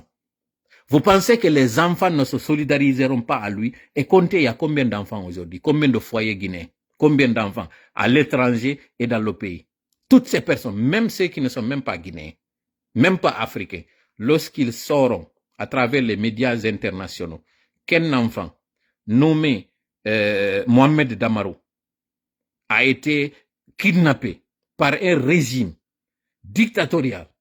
qui a à sa tête un militaire qui dit être un sauveur, qui est en train de se promener avec ses enfants. Pendant ce temps, il prive certains parents de leurs enfants, certains enfants de leurs parents, certaines épouses de leurs époux, et certains époux de leurs épouses. C'est le cas de Néné Ousso. Une femme qui n'a rien d'offensif, rien de violent, mais on vient, on la kidnappe. Vous pensez que tout cela, vous avez réuni toutes les couches, toutes les catégories. Les vieux, les enfants, les hommes, les femmes, les militaires, les civils, vous avez mis tout le monde. Et vous pensez que ça, c'est une bonne publicité pour vous? Vous avez beau appeler des blogueurs pour faire de la publicité pour la Guinée, ça ne marchera pas. Vous êtes en train de faire une contre-publicité pour vous. Et c'est dommage. Sincèrement, c'est dommage. Mais c'est bien, ça nous réconforte et ça nous renforce dans notre lutte. Parce que nous savons, plus le temps passe, plus les gens nous donnent raison à travers vos actes. Plus les gens réalisent que oui, il faut que nous soyons appuyés. Et le jour arrivera quelque chose sur l'opinion, nous sommes en train de gagner. Chaque jour qui passe, vous faites une communication qui retourne contre vous et vous faites une communication qui nous renforce dans nos positions et nous rend encore plus populaires. Regardez en ce aujourd'hui. La plupart des représentations diplomatiques, même ceux qui ne savent pas prononcer son nom, comme ça se doit, savent aujourd'hui qu'il y a un communicant appelé Général 5 étoiles dans les réseaux sociaux dont l'enfant a été kidnappé mais qui reste toujours debout. Eli Kamano n'est plus vu comme un artiste reggaeman. C'est vu maintenant comme un opposant. Donc, son choix d'aller vers la politique est en train de se renforcer. Désormais, on ne le voit plus comme le politicien artiste. On le voit désormais comme l'activiste politicien, comme l'opposant, le véritable. Donc, vous voyez, vous nous rendez service. Et continuez sincèrement dans cette trajectoire. Nous vous encourageons, nous vous félicitons. Ce message, ce dernier, est s'adressé à nos frères, à nos camarades. Pour leur dire d'abord que vous avez notre ferme volonté, vous avez notre assurance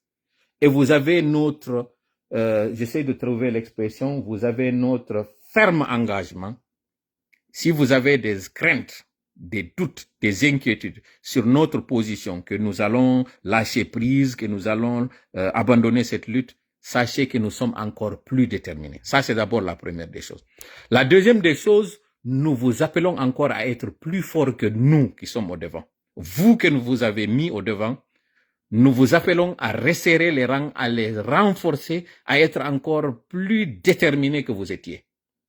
Plus nous sommes déterminés, plus vous devez être déterminés. Et plus vous êtes déterminés, plus nous allons encore être plus déterminés. C'est comme deux murs qui se soutiennent. Vous êtes nos piliers, nous sommes vos bords. Et plus les piliers sont solides, plus le mur va être encore fort. Plus nous pourrons résister. Et plus nous allons bâtir une résistance, plus notre toit va être fort et va résister aux intempéries. Il ne faudrait pas que nous lâchions. Le peuple de Guinée va se réveiller et ce réveil va être très prochain, Inch'Allah. Sur ce, pendant que le live a eu 2h07, mi haɗa oɗo, mi weltano moƴƴo, mi andina on. Onon kala damɓe lam message maapiɓe ɗo wonɓe wiide yi ko waɗi ɗo ko jiiɓi ko honno simi waɗo e hay live ɗo ko hande noon mi ɓurti wonde déterminé. Minen kadi fop ko message ɗo min feƴƴini hakkunde amen. Kala ko heɓi goto e amen yo min considére ko men fop heɓi. Hande ɗo ko ɓiɗɗo makko kanko Ansu nanga kono men considére ɗo ko ɓiɓɓe amen fop. Ko baben Babila nanga kono meɗen considére ko baben amen men fop nanga. Ainsi de suite. Fonike menge meɗen considére Habib Marwan, fonike menge Aliou Ba, Billo Ba, ɓeɗo fop. Hande ɗo ko menen hiɓe ka nder kaso ton kono ko kasoji meɗen ene won ton onon kadi non koyo jogitoro ɗum ɗo haron jaɓade fes ɗum ɗo acci taw wota on hulan men fes wota goto kadi ar nangu wiwgol ɗo yeto men men accuna men yetete meɗen fawi e Allah meɗen andi Allah no juulude e amen si Allah non juuli e goɗɗo wata leɓude fimaɗa goɗɗo wata bonnude fimaɗa a condition men wona kam men tabiti ɗon hara men hulali men tori ke on non fop onon kadi yo wono ɗo ara on jaɓade hurgol ara on jaɓa rekkirgol si meɗen jogiti kamen jogi ɗon wata on aru yeto ɗon men yomen accitu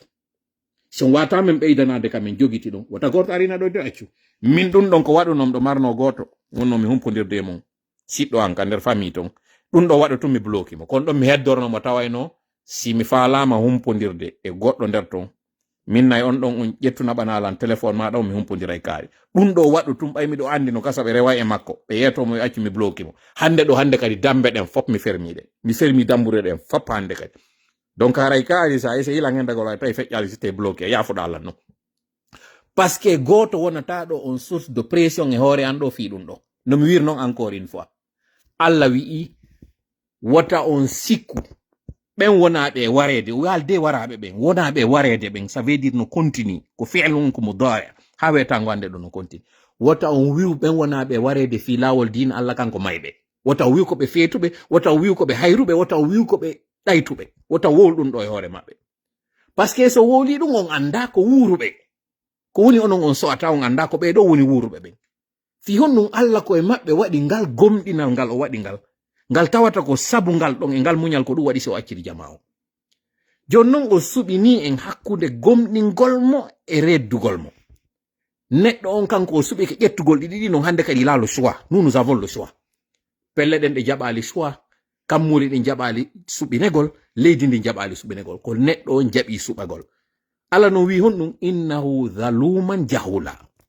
Ko o toñowo hoore makko, ko toñowo ko woni kon takko makko, ko o majjuɗo kadi ko majjinɗo hoore makko. Zaluman jahula ko ɗum ɗo. Yafoɗolla non so no mi firiri ɗon harayno aali seeɗa kono ko mi faala e wiwde Allah himo jonni en laawi ɗiɗi ko enen noon suɓino suɓiɗen wondema en heɓay kadi laawi ɗiɗi ɓay noon en suɓi ke laawi ɗiɗi komo ƴettuɗe wo ko ñaawitirteɗen fiimo ɗum se waɗuno kammuli ɗin noon wiwɗen Allah wata suɓi men waɗumen men fof naatoɓe aljanna wata waɗumen dey ha men hande ɗum ɗo heɓatano kono hari o hoddiri ko no wata ka ƴettuɗen non ngal dongal ɗon ngal tawata ko lutti kon fof jaɓali ngal e ƴettay ka dongal heddingal ngal ɗo ngal dongal heddingal ɗo ko wondema si a suɓi ka ƴetti laawol Allah ngol e annugol hoyatade sa ƴetti noon laawol bongol ngol Allah ɗigginayngol few seytani iwtira ɓawa ma oɗo e jon noon suɓo a faala ko hoyi kon yaltoya ka boni ɗon ka faala ko satti kon Allah jonnoyama ko moƴƴi kon suɓo ko hore ɗum ɗo momma yaccitude tori kala woni ballo meɗen allahumma min hawrinden e sawaba hewtitiɓe en ɓen ɗo mi andita mi fuɗɗori live on wiwgol en ko honɗum woni kon ko tawata inde ndun seytaneru aro weddintinama ka julde maɗa mi addani en inde nden ɗo ko honno ndu wiyete ɗaɓɓite ka nder commentaire ji ɗo komi woni haƴƴi mi wowla inde nden ɗo ko fiyo yaw onon tigi tawɓe no hewtiti ɗo joni ko ha inde nden ndu fuɗɗori ɗaɓɓitoy ɗum ndun ɗon noon ko honno ndu seedirte mum fuɗɗoto ɗum wiya ausbillahi mina cheitan rajim wuttaka jungo ma namo artaka juuli wutta sa wuttika jungo nam artaka julde maɗa andita fi gurdam maɗa on andita fi mayde maɗa ɗen andita fi kaburu maɗa on anda ɗiɗo ɗi habbi ma ɗi wawi wadde a tumo ma siɗa andi noon ɗiɗo no wodi a yalta joni e haala aduna a yalta joni ɗa ñawlino kaari de kaari no landima hunde kaari muude kaari a réglare wiwɗen ɗum ɗon aran non ɗum ko noon ɗum ɗon seytane yo ɗaɓɓitu inde mayro wiɗen ɗimmum ɗum ko honɗum woni konko tawata Allah hino woodi on catégorie ɓe tawata o juula e mum tawoje na annabajo sakko wona nelaɗo wiwɗen ɗum ɗum ko ɓen tawɓe ɓen ko asabirina tawɓe ɓen Allah waɗa e ɓe on sattede yewtuɗen fingol ayawaje wonɗe ɗen ka suratu bakara yewto en innuɗen ɗum ɗon noon si a woni on gomɗinɗo jogitiɗon anda Allah si o yiɗima o waɗete on alhaali mo tawata heɓa sattede nden goy kono o yaltinoyte mum a woni on mo Allah juuloye mum si Allah noon a woni on mo juule mum o wona an muhtaduna ɓenɓe o gidata ɓenɓe o ɗowata o waɗama e laawol ngongo tawata yimɓe ɓen sikkaygo e an koye ko aali wonɗa kono o ɗowete ha yaltoya e muɗum wiwɗen ɗum ɗon ko ɗum woni jababu e ɗimmum ɗum tammum ɗum wiwɗen ko honɗum woni ngal dongal fewtinangal pelle ɗen kammuli ɗin leyde ɗen yoɗi rondo ɗi wiɗe rondatako neɗɗo on kañum ƴetti rondi wi kañum o jaɓi wiwɗen ko honɗum woni ɗum ko al amana ko ɗum woni al amana ko hoolare nden kalifon halfinegol ngol goɗɗon wiɗen noon on amana ɗon kañum kadi ko imanu on ko ɗum firi ɗum imanu on gomɗinal ngal tawgol ngol an hiɗa hooli hoore maɗa hakke ma ka hooliɗa a yeddata a suɓike a waɗane laawi ɗiɗi ɗiɗa kanji ɓay ɗi andi dongal ngal no tiɗi ɗi fewtana tun ɗini ɗi jaɓata wiwɗen noon ɗiɗo fof ko jokkinirɗe ɗiɗo tati ko ya andu seytane ka o sowon simma ɗon ka julde maɗa ko noon kadi o warirta o sowon sinama ka gurdam maɗa o ara o andinama soñjaji maɗi o hollama tun ɗi weddintinama fiyo julde maɗa ndinde bonu ɓay mo andi so weddintinima a yaltay ka julde nder ton tawa ala goɗɗum sina konko andituɗa ɗon yer ko luttuɗa e julde nde ko ɗum ɗon marɗa ɗimmer muɗum on ko honno gerdata noon seeda e mum ɗum ɗo yeytoɗa ɗimmer muɗum on mo tawata o heɓay sattene nden kono wakkilo muño ko o wondi e Allah o innuma noon taw wiwɓe wonɓe e dartanade laawol diine Allah ko mayɓe ko ɗum woni tawi ko ɓen woni taw yannu e amen menen ko ɗum mi faala wiwde wota goto e so wallitotako men wota on felu men so wallitotako men taw décourage men